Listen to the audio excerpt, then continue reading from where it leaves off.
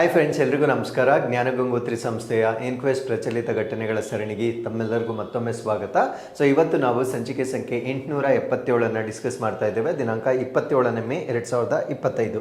So ಇವತ್ತಿನ updates ಅನ್ನು ತಿಳಿಯೋ ಮುನ್ನ ಕಳೆದ ಸಂಚಿಕೆ 2 ಪ್ರಶ್ನೆಗಳ ಉತ್ತರಗಳು, ಪ್ರಶ್ನೆ ಸಂಖ್ಯೆ 1ಕ್ಕೆ ಆಪ್ಷನ್ ಸಿ ಮತ್ತು ಪ್ರಶ್ನೆ ಸಂಖ್ಯೆ 2ಕ್ಕೆ ಆಪ್ಷನ್ ಎ ಸರಿ ಉತ್ತರವಾಗಿರುತ್ತೆ. ಹಾಗಿದ್ರೆ ಇವತ್ತಿನ ಮೊದಲನೇ ಪ್ರಶ್ನೆಗೆ ಬರೋಣ. ಕಂಬತ್ ಕೊಲ್ಲಿಯಲ್ಲಿ ಕಂಡುಬರುವ ಮುಳುಗಿರುವ ರಚನೆಗಳು ಯಾವ ಭಾರತೀಯ ರಾಜ್ಯದ ಬಳಿ ಇರುವ ಪ್ರಾಚೀನ ನಾಗರಿಕತೆಯ ಭಾಗವೆಂದು ನಂಬಲಾಗಿದೆ?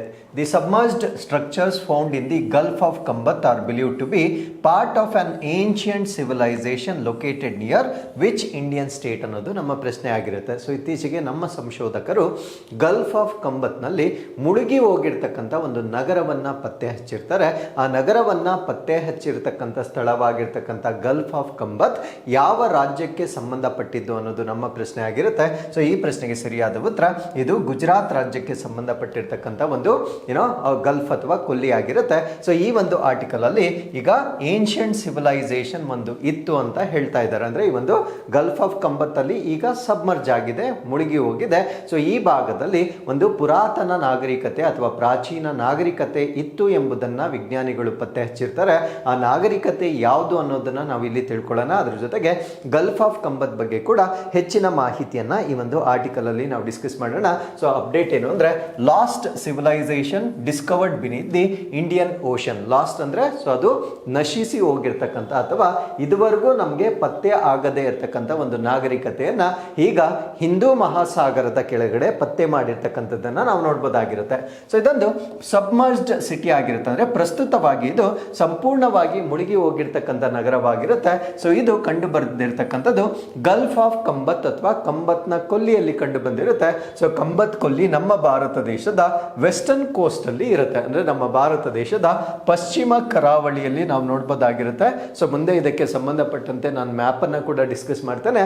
ಸೊ ಪಶ್ಚಿಮ ಕರಾವಳಿಯಲ್ಲಿ ಕಂಡು ಬರ್ತಕ್ಕಂಥ ಕಂಬತ್ ಕೊಲ್ಲಿಯಲ್ಲಿ ಒಂದು ಮುಳುಗಿರ್ತಕ್ಕಂಥ ನಗರವನ್ನ ಪತ್ತೆ ಹಚ್ಚಿರ್ತಕ್ಕಂಥದ್ದನ್ನ ನಾವು ನೋಡ್ಬೋದಾಗಿರುತ್ತೆ. ಹಾಗಿದ್ರೆ ಸೊ ಇಲ್ಲಿ ನಗರ ಇದೆ ಎಂಬುದನ್ನು ಯಾವ ತಂತ್ರಜ್ಞಾನದ ಮುಖಾಂತರ ಅವರು ಪತ್ತೆ ಹಚ್ಚಿರ್ತಾರೆ ಅಂದರೆ ಸೋನಾರ್ ಟೆಕ್ನಾಲಜಿ ಅಂತ ಹೇಳ್ತೇವೆ. ಅಂದರೆ ಶಬ್ದದ ತರಂಗಗಳನ್ನು ಬಳಸಿಕೊಳ್ಳುವ ಮುಖಾಂತರ ಅಲ್ಲಿರ್ತಕ್ಕಂಥ ವಸ್ತುಗಳು ಯಾವುದು ಅನ್ನೋದನ್ನು ಡಿಟೆಕ್ಟ್ ಮಾಡಿರ್ತಾರೆ. ಅಲ್ಲಿರ್ತಕ್ಕಂಥ ವಸ್ತುಗಳ ಆಧಾರದ ಮೇಲೆ ಸೊ ಅಲ್ಲೊಂದು ನಗರ ಇತ್ತು ಅಂತಕ್ಕಂಥ ಒಂದು ಮಾಹಿತಿಯನ್ನು ವಿಜ್ಞಾನಿಗಳು ತಿಳಿಸಿರ್ತಾರೆ. ಸೊ ಈ ಒಂದು ಡಿಸ್ಕವರಿಯನ್ನು ಮಾಡಿರ್ತಕ್ಕಂಥವ್ರು ಯಾರು ಅಂದರೆ national institute of ocean technology during an environmental survey in the year 2001. So 2001ರಲ್ಲಿ ಒಂದು ಪರಿಸರ ಸಮೀಕ್ಷೆಯನ್ನ ಮಾಡುವ ಸಮಯದಲ್ಲಿ ನಮ್ಮ ಭಾರತ ದೇಶದ ರಾಷ್ಟ್ರೀಯ ಸಾಗರ ತಂತ್ರಜ್ಞಾನ ಸಂಸ್ಥೆ ಸೊ ಇದನ್ನ ಪತ್ತೆ ಹಚ್ಚಿರುತ್ತೆ. ಸೊ 2001ರಲ್ಲಿ ಇದನ್ನ ಸಮೀಕ್ಷೆ ಮಾಡುವಾಗ ಪತ್ತೆ ಹಚ್ಚಿದ್ರು ಕೂಡ ಅಲ್ಲೊಂದು ನಗರ ಇತ್ತು ಅಂತ ಪ್ರೂವ್ ಮಾಡಲಿಕ್ಕೆ ಇಷ್ಟು ವರ್ಷಗಳ ಅನ್ವೇಷಣೆಯನ್ನ ಅವರು ಮಾಡಿರ್ತಕ್ಕಂಥದ್ದನ್ನ ನಾವು ನೋಡ್ಬೋದಾಗಿರುತ್ತೆ. ಹಾಗಿದ್ರೆ ಅವ್ರಿಗೆ ಅಲ್ಲಿ ಸಿಕ್ಕಿರ್ತಕ್ಕಂಥ ಒಂದು ಇನಿಷಿಯಲ್ ಫೈಂಡಿಂಗ್ಸ್ ಏನು ಅಂದ್ರೆ ಜಿಯೋಮೆಟ್ರಿಕ್ ಸ್ಟ್ರಕ್ಚರ್ಸ್ ಅಂತ ಹೇಳ್ತೇವೆ. ಅಂದ್ರೆ ಇದನ್ನ ನಾವು ಜಾಮಿತಿಯ ರಚನೆಗಳು, ಅಂದ್ರೆ ಒಂದು ನಗರ ಅಂದ್ರೆ ಅಲ್ಲಿರ್ತಕ್ಕಂಥ ಕಟ್ಟಡಗಳಾಗಿರ್ಬೋದು, ರಸ್ತೆಗಳಾಗಿರ್ಬೋದು, ಇವೆಲ್ಲವನ್ನ ಇಲ್ಲಿ ಸೋನಾರ್ ಟೆಕ್ನಾಲಜಿಯ ಮುಖಾಂತರ ಅವರು ಪತ್ತೆ ಹಚ್ಚಿರ್ತಾರೆ. ಅಲ್ಲಿರ್ತಕ್ಕಂಥ ಆರ್ಟಿಫ್ಯಾಕ್ಟ್ಸ್ ಅಂದ್ರೆ ಅಲ್ಲಿ ಜನ ಇದ್ರೆ ಅಲ್ಲಿ ಸಾಕಷ್ಟು ಕಲಾಕೃತಿಗಳನ್ನ ಅವರು ರಚನೆ ಮಾಡಿರ್ತಾರೆ. ಸೊ ಆರ್ಟಿಫ್ಯಾಕ್ಟ್ಸ್ ಅನ್ನ ಪತ್ತೆ ಮಾಡಿರ್ತಾರೆ. ಅದ್ರ ಜೊತೆಗೆ ಹ್ಯೂಮನ್ ರಿಮೈನ್ಸ್ ಅಂದ್ರೆ ಮಾನವನ ಅವಶೇಷಗಳನ್ನ ಕೂಡ ಪತ್ತೆ ಮಾಡಿರುವ ಕಾರಣದಿಂದ ಅಲ್ಲೊಂದು ನಾಗರಿಕತೆ ಇತ್ತು ಅಂತಕ್ಕಂಥ ಮಾಹಿತಿಯನ್ನ ಈಗ ವಿಜ್ಞಾನಿಗಳು ತಿಳಿಸ್ತಾ ಇದ್ದಾರೆ. ಹಾಗಿದ್ರೆ ಈ ಒಂದು ಪ್ರದೇಶವನ್ನ ಅಲ್ಲಿ ಸಿಕ್ಕಿರ್ತಕ್ಕಂಥ ವಸ್ತುಗಳನ್ನ ಕಾರ್ಬನ್ ಡೇಟಿಂಗ್ ಮಾಡಿರ್ತಾರೆ. ಸೊ ನಿಮ್ಗೆ ಗೊತ್ತು, ಕಾರ್ಬನ್ ಡೇಟಿಂಗ್ ನಾವೇನಕ್ಕೆ ಮಾಡ್ತೀವಿ ಅಂದ್ರೆ ಅಲ್ಲಿರ್ತಕ್ಕಂಥ ವಸ್ತುಗಳ ವಯಸ್ಸನ್ನ ತಿಳಿಲಿಕ್ಕೆ ಮಾಡ್ತಕ್ಕಂಥ ಒಂದು ಪ್ರಾಸೆಸ್ ಆಗಿರುತ್ತೆ. ಸೊ ಈ ಒಂದು ಕಾರ್ಬನ್ ಡೇಟಿಂಗ್ ಅನ್ನ ಮಾಡುವ ಮುಖಾಂತರ ಅಲ್ಲಿ ಸಿಕ್ಕಿರ್ತಕ್ಕಂಥ ಸಿವಿಲೈಸೇಷನ್ ಅಥವಾ ನಾಗರಿಕತೆ ಏನಿದೆ ಸೊ ಇದು 9500 ವರ್ಷಗಳಿಗಿಂತ ಹಳೆಯದು. ಅಂದ್ರೆ ಓಲ್ಡರ್ ದ್ಯಾನ್ 9500 ಇಯರ್ಸ್ ಅಂತಕ್ಕಂಥ ಒಂದು ಮಾಹಿತಿಯನ್ನ ಈ ಒಂದು ಕಾರ್ಬನ್ ಡೇಟಿಂಗ್ ಮಾಡುವ ಮುಖಾಂತರ ತಿಳಿಸಲಾಗಿರುತ್ತೆ. ಸೊ ಇಫ್ ವೆರಿಫೈಡ್ ಅಂದ್ರೆ ಇದನ್ನು ನಾವು ಸಂಪೂರ್ಣವಾಗಿ ಪರಿಶೀಲಿಸಿದರೆ it could predate the Indus valley civilisation, making it one of the earliest urban settlements in India. ಅಂದ್ರೆ ಈ ಸಿಂಧು ಕಣಿವೆ ನಾಗರಿಕತೆ ಅಂತ ನಾವೇನು ಹೇಳ್ತೀವಿ, ಅತ್ಯಂತ ಪುರಾತನವಾದ ಹಳೆಯ ನಾಗರಿಕತೆ ಅಂತ ನಾವೇನು ಹೇಳ್ತೇವೆ. ಸೊ ಈ ಒಂದು ಈಗ ಸಿಕ್ಕಿರ್ತಕ್ಕಂಥ ಒಂದು ನಗರವನ್ನ ನಾವು ಸಂಪೂರ್ಣವಾಗಿ ವೆರಿಫಿಕೇಶನ್ ಮಾಡಿದ್ದೆ ಆದಲ್ಲಿ ಸೊ ಅದು ಇಂಡಸ್ ವ್ಯಾಲಿ ಸಿವಿಲೈಸೇಷನ್ಗಿಂತ ಅತ್ಯಂತ ಪುರಾತನವಾಗಿ ಆಗಿರ್ತಕ್ಕಂಥ ಅರ್ಬನ್ ಸೆಟಲ್ಮೆಂಟ್ ಅಂದ್ರೆ ನಗರ ಒಂದು ನಾಗರಿಕತೆ ಅಂತ. ಸೊ ನಾವು ಇದನ್ನ ಪ್ರೂವ್ ಮಾಡಬಹುದಾಗಿರುತ್ತೆ. ಸೊ ಈಗ ನಾವು ಗಲ್ಫ್ ಆಫ್ ಕಂಬದ ಬಗ್ಗೆ ಹೆಚ್ಚಿನ ಮಾಹಿತಿಯನ್ನು ತಿಳ್ಕೊಳ್ಳೋದಾದ್ರೆ, ಸೊ ಇದಕ್ಕೆ ಇನ್ನೊಂದು ಹೆಸರು ಕೂಡ ಇದೆ. ಇದನ್ನ ನಾವು ಗಲ್ಫ್ ಆಫ್ ಕ್ಯಾಂಬೆ ಅಂತ ಕೂಡ ಕರಿತೇವೆ. ಸೊ ಇದು ಯಾವ ಶೇಪ್ ಅಲ್ಲಿ ಇರುತ್ತೆ ಅಂದ್ರೆ ಈ ಟ್ರಂಪೆಟ್ ಶೇಪ್ ಅಲ್ಲಿ ಇರ್ತಕ್ಕಂಥ ಒಂದು ಗಲ್ಫ್ ಆಗಿರುತ್ತೆ. ಟ್ರಂಪೆಟ್ ಅಂದ್ರೆ ಸೊ ಇದು ಟ್ರಂಪೆಟ್ ಅಂದ್ರೆ ಕಹಳೆಯ ಆಕಾರದಲ್ಲಿರ್ತಕ್ಕಂಥ ಒಂದು ಕೊಲ್ಲಿ ಆಗಿರುತ್ತೆ. ಸೊ ಇದು along Arabian sea coast of India bordering Gujarat ಅಂದ್ರೆ ಗುಜರಾತ್ನೊಂದಿಗೆ ತನ್ನ ಗಡಿಗಳನ್ನ ಶೇರ್ ಮಾಡಿಕೊಳ್ಳುವ ಮುಖಾಂತರ ಅರೇಬಿಯನ್ ಸಮುದ್ರದಲ್ಲಿ ಬರ್ತಕ್ಕಂಥ ಒಂದು ಕೊಲ್ಲಿಯನ್ನ ನಾವು ಗಲ್ಫ್ ಆಫ್ ಕಂಬತ್ ಅಂತ ಹೇಳ್ತೇವೆ. ಫಾರ್ ಎಕ್ಸಾಂಪಲ್ ಇಲ್ಲಿ ನಾವು ಗುಜರಾತ್ ಮ್ಯಾಪ್ ಅನ್ನ ನೋಡಬಹುದಾಗಿರುತ್ತೆ. ಸೊ ಈ ಭಾಗದಲ್ಲಿ you can see gulf of Kutch ಅನ್ನ ನೀವು ನೋಡಬಹುದು. ಸೊ ಇದೊಂದು ಕೊಲ್ಲಿ ಆಗಿರುತ್ತೆ. ಸೊ ಈ ಭಾಗದಲ್ಲಿ ನಾವು ಗಲ್ಫ್ ಆಫ್ ಕಂಬತ್ ಅನ್ನ ನಾವು ನೋಡ್ತೇವೆ. ಸೊ ಇದು ಅರೇಬಿಯನ್ ಸಿ ಅಲ್ಲಿ ಟ್ರಂಪೆಟ್ ಶೇಪ್ ಅಲ್ಲಿ ಇರ್ತಕ್ಕಂಥ ಒಂದು ಗಲ್ಫ್ ಆಗಿರುತ್ತೆ. ಸೊ ಕಹಳೆಯ ಆಕಾರದಲ್ಲಿರ್ತಕ್ಕಂಥ ಒಂದು ಗಲ್ಫ್ ಆಗಿರುತ್ತೆ. ಸೊ ಭೂಮಿಯ ಕಡೆ ಅದರ ವಿಸ್ತೀರ್ಣ ಅಥವಾ ಲೆಂತ್ ಶಾರ್ಟ್ ಇರುತ್ತೆ. ಸೊ ಸಮುದ್ರದ ಕಡೆ ಅದರ ಲೆಂತ್ ಇನ್ಕ್ರೀಸ್ ಆಗ್ತಕ್ಕಂಥದ್ದನ್ನ ನಾವು ನೋಡ್ಬೋದಾಗಿರುತ್ತೆ. ಹಾಗಿದ್ರೆ ಶಾರ್ಟೆಸ್ಟ್ ಲೆಂತ್ ಲಾಂಗೆಸ್ಟ್ ಲೆಂತ್ ಎಷ್ಟು ಅಂತ ಕೇಳ್ಬೋದಾಗಿರುತ್ತೆ. ಸೊ ಅದನ್ನ ನಾನು ಮುಂದೆ ಟೆಕ್ಸ್ಟ್ ಅಲ್ಲಿ ಡಿಸ್ಕಸ್ ಮಾಡ್ತೇನೆ. ಸೊ ಅದಾದ್ಮೇಲೆ ಇದು ಈ ಕಡೆ ಮುಂಬೈ ಬರುತ್ತೆ. ಸೊ ಈ ಕಡೆ ನಾವು ಇಲ್ಲೊಂದು ಪೆನಿನ್ಸುಲಾ ಬರುತ್ತೆ. ಆ ಪೆನಿನ್ಸುಲಾ ಮತ್ತೆ ಮುಂಬೈ ನಗರದ ನಡುವೆ ಸೊ ಈ ಒಂದು ಗಲ್ಫ್ ಆಫ್ ಕಂಬತ್ತನ್ನ ನೋಡಬಹುದಾಗಿರುತ್ತೆ. ಸೊ ಈಗ ಸಿಕ್ಕಿರ್ತಕ್ಕಂಥ ನಾಗರಿಕತೆ ಸೊ ಇದರ ಅಡಿಯಲ್ಲಿ ಮುಳುಗಿ ಹೋಗಿರ್ತಕ್ಕಂಥ ಒಂದು ನಾಗರಿಕತೆಯನ್ನ ವಿಜ್ಞಾನಿಗಳು ಪತ್ತೆ ಹಚ್ಚಿರ್ತಕ್ಕಂಥದ್ದನ್ನ ನಾವು ನೋಡಬಹುದಾಗಿರುತ್ತೆ. ಸೊ ಗಲ್ಫ್ ಆಫ್ ಕಂಬತ್ಗೆ ಈ ಮಾಹಿ ರಿವರ್ ಎಂಟಿ ಆಗುತ್ತೆ. ಸೊ ನರ್ಮದಾ ರಿವರ್ ಎಂಟಿ ಆಗುತ್ತೆ, ಮತ್ತೆ ತಾಪಿ ರಿವರ್, ಸೊ ಈ ಕಡೆಯಿಂದ ಸಬರಾಮತಿ ರಿವರ್ ಕೂಡ ಎಂಟಿ ಆಗ್ತಕ್ಕಂಥದ್ದನ್ನ ನಾವು ನೋಡಬಹುದಾಗಿರುತ್ತೆ. ಸೊ ಇಷ್ಟು ಈ ಮ್ಯಾಪ್ ಅಲ್ಲಿ ನಾವು ತಿಳಿದುಕೊಳ್ಬೇಕಾಗಿರ್ತಕ್ಕಂಥ ಒಂದು ಮಾಹಿತಿ ಆಗಿರುತ್ತೆ. ಸೊ ಈ ಗಲ್ಫ್ ಆಫ್ ಕಂಬತ್ ಅಂತಕ್ಕಂಥದ್ದು it is located between Mumbai and Kathiawar peninsula ಅಂತ ಹೇಳ್ತೇವೆ. ಸೊ ಇದನ್ನ ಈ ಭಾಗವನ್ನ ನಾವು ಕತಿಯಾವಾರ ಪೆನಿನ್ಸುಲಾ ಅಂತ ಹೇಳ್ತೇವೆ. ಈ ಕಡೆ ಮುಂಬೈ ಬರುತ್ತೆ. ಸೊ ಕತಿಯಾವಾರ ಪೆನಿನ್ಸುಲಾ ಮತ್ತೆ ಮುಂಬೈ ನಡುವೆ ನಾವು ಗಲ್ಫ್ ಆಫ್ ಕಂಬತ್ ಅನ್ನ ನೋಡಬಹುದಾಗಿರುತ್ತೆ. ಸೊ ಇದು 120 ಮೈಲ್ಸ್ ವೈಡ್ ಇರುತ್ತೆ. ಅಂದ್ರೆ ಇದರ ಅಗಲ 120 miles and 15 miles in the inland. So ಇಲ್ಲಿ ಈ ಭಾಗದಲ್ಲಿ 120 ಮೈಲ್ಸ್ ಇರುತ್ತೆ. ಸೊ ಈ ಭಾಗದಲ್ಲಿ ಇದು 15 ಮೈಲ್ಸ್ ಇರ್ತಕ್ಕಂಥದ್ದನ್ನ ನಾವು ನೋಡ್ಬೋದಾಗಿರುತ್ತೆ. ಅಂದ್ರೆ ಆರಂಭದಲ್ಲಿ 15 ಮೈಲ್ಸ್ ಇರುತ್ತೆ. ಸೊ ಮುಂದೆ ಬರ್ತಾ ಬರ್ತಾ ಅದರ ಲೆಂತ್ ಅಂತಕ್ಕಂಥದ್ದು ಇನ್ಕ್ರೀಸ್ ಆಗ್ತಕ್ಕಂಥದ್ದನ್ನ ನಾವು ನೋಡ್ಬೋದಾಗಿರುತ್ತೆ. ಸೊ ವೈಡೆಸ್ಟ್ ಲೆಂತ್ ಬಂದು ಇದು 120 ಮೈಲ್ಸ್ ಇರ್ತಕ್ಕಂಥದ್ದನ್ನ ನೀವು ಇಲ್ಲಿ ಗಮನಿಸಬಹುದಾಗಿರುತ್ತೆ. ಸೊ ಇಲ್ಲಿ ಮೇಜರ್ ರಿವರ್ಸ್ ಇಲ್ಲಿ ಬರ್ತಕ್ಕಂಥ ಪ್ರಮುಖ ನದಿಗಳು ಅಂದ್ರೆ ಗಲ್ಫ್ ಆಫ್ ಕಂಬತ್ಗೆ ಬರಿದಾಗ್ತಕ್ಕಂಥ ನದಿಗಳು ಯಾವುದು ಅಂದ್ರೆ ಸಬರಾಮತಿ, ಮಾಹಿ, ನರ್ಮದಾ ಮತ್ತೆ ತಾಪ್ತಿ ನದಿಗಳು. ಸೊ ಇವನು ಗಲ್ಫ್ ಆಫ್ ಕಂಬತ್ಗೆ ಎಂಟಿ ಆಗ್ತಕ್ಕಂಥ ನದಿಗಳಾಗಿರ್ತವೆ. It is known for high tide ranges ಅಂದ್ರೆ ಇಲ್ಲಿರ್ತಕ್ಕಂಥ ಒಂದು ಟೈಡ್ಸ್ ಅಥವಾ ಅಲೆಗಳು ಅಥವಾ ಉಬ್ಬರ ವಿಳಿತಗಳು ಅಂತ ನಾವೇನ್ ಕರಿತೇವೆ. ಸೊ ಅದು ಬಹಳ ಹೆಚ್ಚಾಗಿರುತ್ತೆ ಅಥವಾ ಹೈ ಟೈಡಲ್ ಅಥವಾ ಹೆಚ್ಚಿನ ಉಬ್ಬರ ವಿಳಿತ ಅಥವಾ ಎತ್ತರದ ಉಬ್ಬರ ವಿಳಿತಗಳನ್ನ ನಾವು ನೋಡಬಹುದಾಗಿರುತ್ತೆ. ಸೊ ಇದಕ್ಕೆ ಕಾರಣ ಏನು ಅಂದ್ರೆ it shape and monsoon wind ಅಂದ್ರೆ ಅದರ ಆಕಾರ ಮತ್ತೆ ಮಾನ್ಸೂನ್ ನ ಒಂದು ಮಾರುತಗಳೇನಿರುತ್ತೆ. ಸೊ ಈ ಎರಡರ ಕಾರಣಗಳಿಂದ ಅಲ್ಲಿ ಆಗ್ತಕ್ಕಂಥ ಅಲೆಗಳು ಅತ್ಯಂತ ಎತ್ತರದಲ್ಲಿರ್ತಕ್ಕಂಥದ್ದನ್ನ ನಾವು ಗಮನಿಸಬಹುದಾಗಿರುತ್ತೆ. ಸೊ ಇದರ ಹಿಸ್ಟರಿ ಮತ್ತೆ ಎಕನಾಮಿಕ್ ಇಂಪಾರ್ಟೆನ್ಸ್ ಅನ್ನ ನಾವು ನೋಡೋದಾದ್ರೆ ಇಲ್ಲಿ ಬರೂಚ್ ಅಂಡ್ ಸೂರತ್ ಅಂತ ಬರುತ್ತೆ. ಸೊ ಇವೆರಡನ್ನ ನಾವು ಓಲ್ಡೆಸ್ಟ್ ಪೋರ್ಟ್ಸ್ ಅಂತ ಹೇಳ್ಬೋದಾಗಿರುತ್ತೆ. ಅಂದ್ರೆ ಅಲ್ಲಿರ್ತಕ್ಕಂಥ ಅತ್ಯಂತ ಹಳೆಯ ಬಂದರುಗಳು ಯಾವುದು ಅಂದ್ರೆ ಒಂದನ್ನ ಬರೂಚ್ ಅಂತ ಹೇಳ್ತೇವೆ, ಇನ್ನೊಂದನ್ನ ಸೂರತ್ ಅಂತ ಹೇಳ್ತೇವೆ. ಇವೆರಡೂ ಕೂಡ ಪೂರ್ವ ಭಾಗದಲ್ಲಿ ಅಂದ್ರೆ ಗಲ್ಫ್ ಆಫ್ ಕಂಬತ್ ಏನಿರುತ್ತೆ ಅದಕ್ಕೆ ಈಸ್ಟರ್ನ್ ಸೈಡ್ ಅಲ್ಲಿ ನಾವು ಬರೂಚ್ ಮತ್ತೆ ಸೂರತ್ ಅಂತಕ್ಕಂಥ ಎರಡು ಹಳೆಯ ಬಂದರುಗಳನ್ನ ನಾವು ನೋಡಬಹುದಾಗಿರುತ್ತೆ. ಸೊ ಅದಾದ್ಮೇಲೆ historically significant for early European trade ಅಂದ್ರೆ ಆರಂಭಿಕ ಹಂತದಲ್ಲಿ ಯುರೋಪಿಯನ್ ವ್ಯಾಪಾರ ಸಂಪರ್ಕಗಳಿಗೆ ಇದು ಐತಿಹಾಸಿಕವಾಗಿ ಮಹತ್ವವಾಗಿರ್ತಕ್ಕಂಥ ಬಂದರುಗಳಾಗಿರುತ್ತೆ. ಸೊ ಅದಾದ್ಮೇಲೆ we have also Gir forest national park. It is home to Asiatic lions lies in the west ಅಂದ್ರೆ ಏಷಿಯಾಟಿಕ್ ಸಿಂಹಗಳಿಗೆ ನೆಲೆ ಆಗಿರ್ತಕ್ಕಂಥ ಗಿರ್ ಅರಣ್ಯ ರಾಷ್ಟ್ರೀಯ ಉದ್ಯಾನವನ ಕೂಡ ಸೊ ಈ ಒಂದು ಗಲ್ಫ್ ಆಫ್ ಕಂಬತ್ಗೆ ಪಶ್ಚಿಮದಲ್ಲಿರ್ತಕ್ಕಂಥದ್ದನ್ನ ನಾವು ನೋಡಬಹುದಾಗಿರುತ್ತೆ. ಸೊ ಈ ಒಂದು ಏಷಿಯಾಟಿಕ್ ಲಯನ್ಸ್ ಅನ್ನ ಹೊಂದಿರತಕ್ಕಂತ ಏಕೈಕ ಲ್ಯಾಂಡ್ಸ್ಕೇಪ್ ಆಗಿ ನಾವು ಗಿರ್ ಫಾರೆಸ್ಟ್ ನ್ಯಾಷನಲ್ ಪಾರ್ಕ್ ಅನ್ನ ನೋಡಬಹುದಾಗಿರುತ್ತೆ. ಅದಾದ್ಮೇಲೆ ಶೂಲಪ್ಪನೇಶ್ವರ ವೈಲ್ಡ್ ಲೈಫ್ ಸ್ಯಾಂಕ್ಚುರಿ ಅಂತ ಹೇಳ್ತೇವೆ. ಸೊ ಇದು ಬೆಂಗಾಲ್ ಟೈಗರ್ಸ್ಗೆ ಒಂದು ನೆಲೆಯಾಗಿರ್ತಕ್ಕಂಥ ಒಂದು ಬೆಂಗಾಲ್ ಟೈಗರ್ಸ್ಗೆ ನೆಲೆಯಾಗಿದ್ದಂತಹ once it was home for Bengal tigers. ಅದನ್ನ ನಾವೇನಂತ ಕರಿತೀವಿ ಅಂದ್ರೆ ಶೂಲ್ಪನೇಶ್ವರ ವನ್ಯಜೀವಿ ಅಭಯಾರಣ್ಯ ಅಂತ ಹೇಳ್ತೇವೆ. ಸೊ ಇದು ಈ ಒಂದು ಕೊಲ್ಲಿಗೆ ಪೂರ್ವ ದಿಕ್ಕಿನಲ್ಲಿ ಇರ್ತಕ್ಕಂಥದ್ದನ್ನ ಅಂತಕ್ಕಂಥದ್ದನ್ನ ನಾವು ನೋಡ್ಬೋದಾಗಿರುತ್ತೆ. ಈ ಶೂಲ್ಪನೇಶ್ವರ ವನ್ಯಜೀವಿ ಅಭಯಾರಣ್ಯ ಏನಿದೆ, ಸೊ ಇದು ಒಂದು ಕಾಲದಲ್ಲಿ ಬಂಗಾಳದ ಹುಲಿಗಳಿಗೆ ನೆಲೆಯಾಗಿರ್ತಕ್ಕಂಥ ಒಂದು ವನ್ಯಜೀವಿ ಅಭಯಾರಣ್ಯವನ್ನ ಕೂಡ ನಾವಿಲ್ಲಿ ನೋಡ್ಬೋದಾಗಿರುತ್ತೆ. So with this let's get into question number 2. ಸ್ಥಳೀಯ ಹವಾಮಾನ ಮುನ್ಸೂಚನೆಯನ್ನು ಹೆಚ್ಚಿಸಲು ಭಾರತ ಇತ್ತೀಚೆಗೆ ಬಿಡುಗಡೆ ಮಾಡಿದ ಹೊಸ ಹವಾಮಾನ ಮಾದರಿಯ ಹೆಸರೇನು? So what is the name of the new weather model recently launched by India to enhance localized weather forecasting? ಅಂದ್ರೆ ನಮ್ಮ ಭಾರತ ದೇಶದಲ್ಲಿ ಈ ವೆದರ್ ಫೋರ್ಕಾಸ್ಟಿಂಗ್ ಅನ್ನ ಇನ್ನೂ ನಿಖರವಾಗಿ ಮಾಡಲಿಕ್ಕೆ ನಮ್ಮ ಭಾರತ ಸರ್ಕಾರ ಸೊ ಇನ್ನೂ ಒಂದು ಹೊಸ ಹವಾಮಾನ ಮಾದರಿಯನ್ನ ಬಿಡುಗಡೆ ಮಾಡಿರುತ್ತೆ. ಸೊ ಅದರ ಹೆಸರೇನು ಅನ್ನೋದು ನಮ್ಮ ಪ್ರಶ್ನೆ ಆಗಿರುತ್ತೆ. ಸೊ ಇದಕ್ಕೆ ಸರಿಯಾದ ಉತ್ತರ ಭಾರತ್ ಮಾನ್ಸೂನ್ ವ್ಯವಸ್ಥೆ ಅಥವಾ ಭಾರತ್ ಫೋರ್ಕಾಸ್ಟ್ ಸಿಸ್ಟಮ್. ಇದನ್ನ ಇನ್ ಶಾರ್ಟ್ ನಾವು BFS ಅಂತ ಹೇಳ್ತೇವೆ.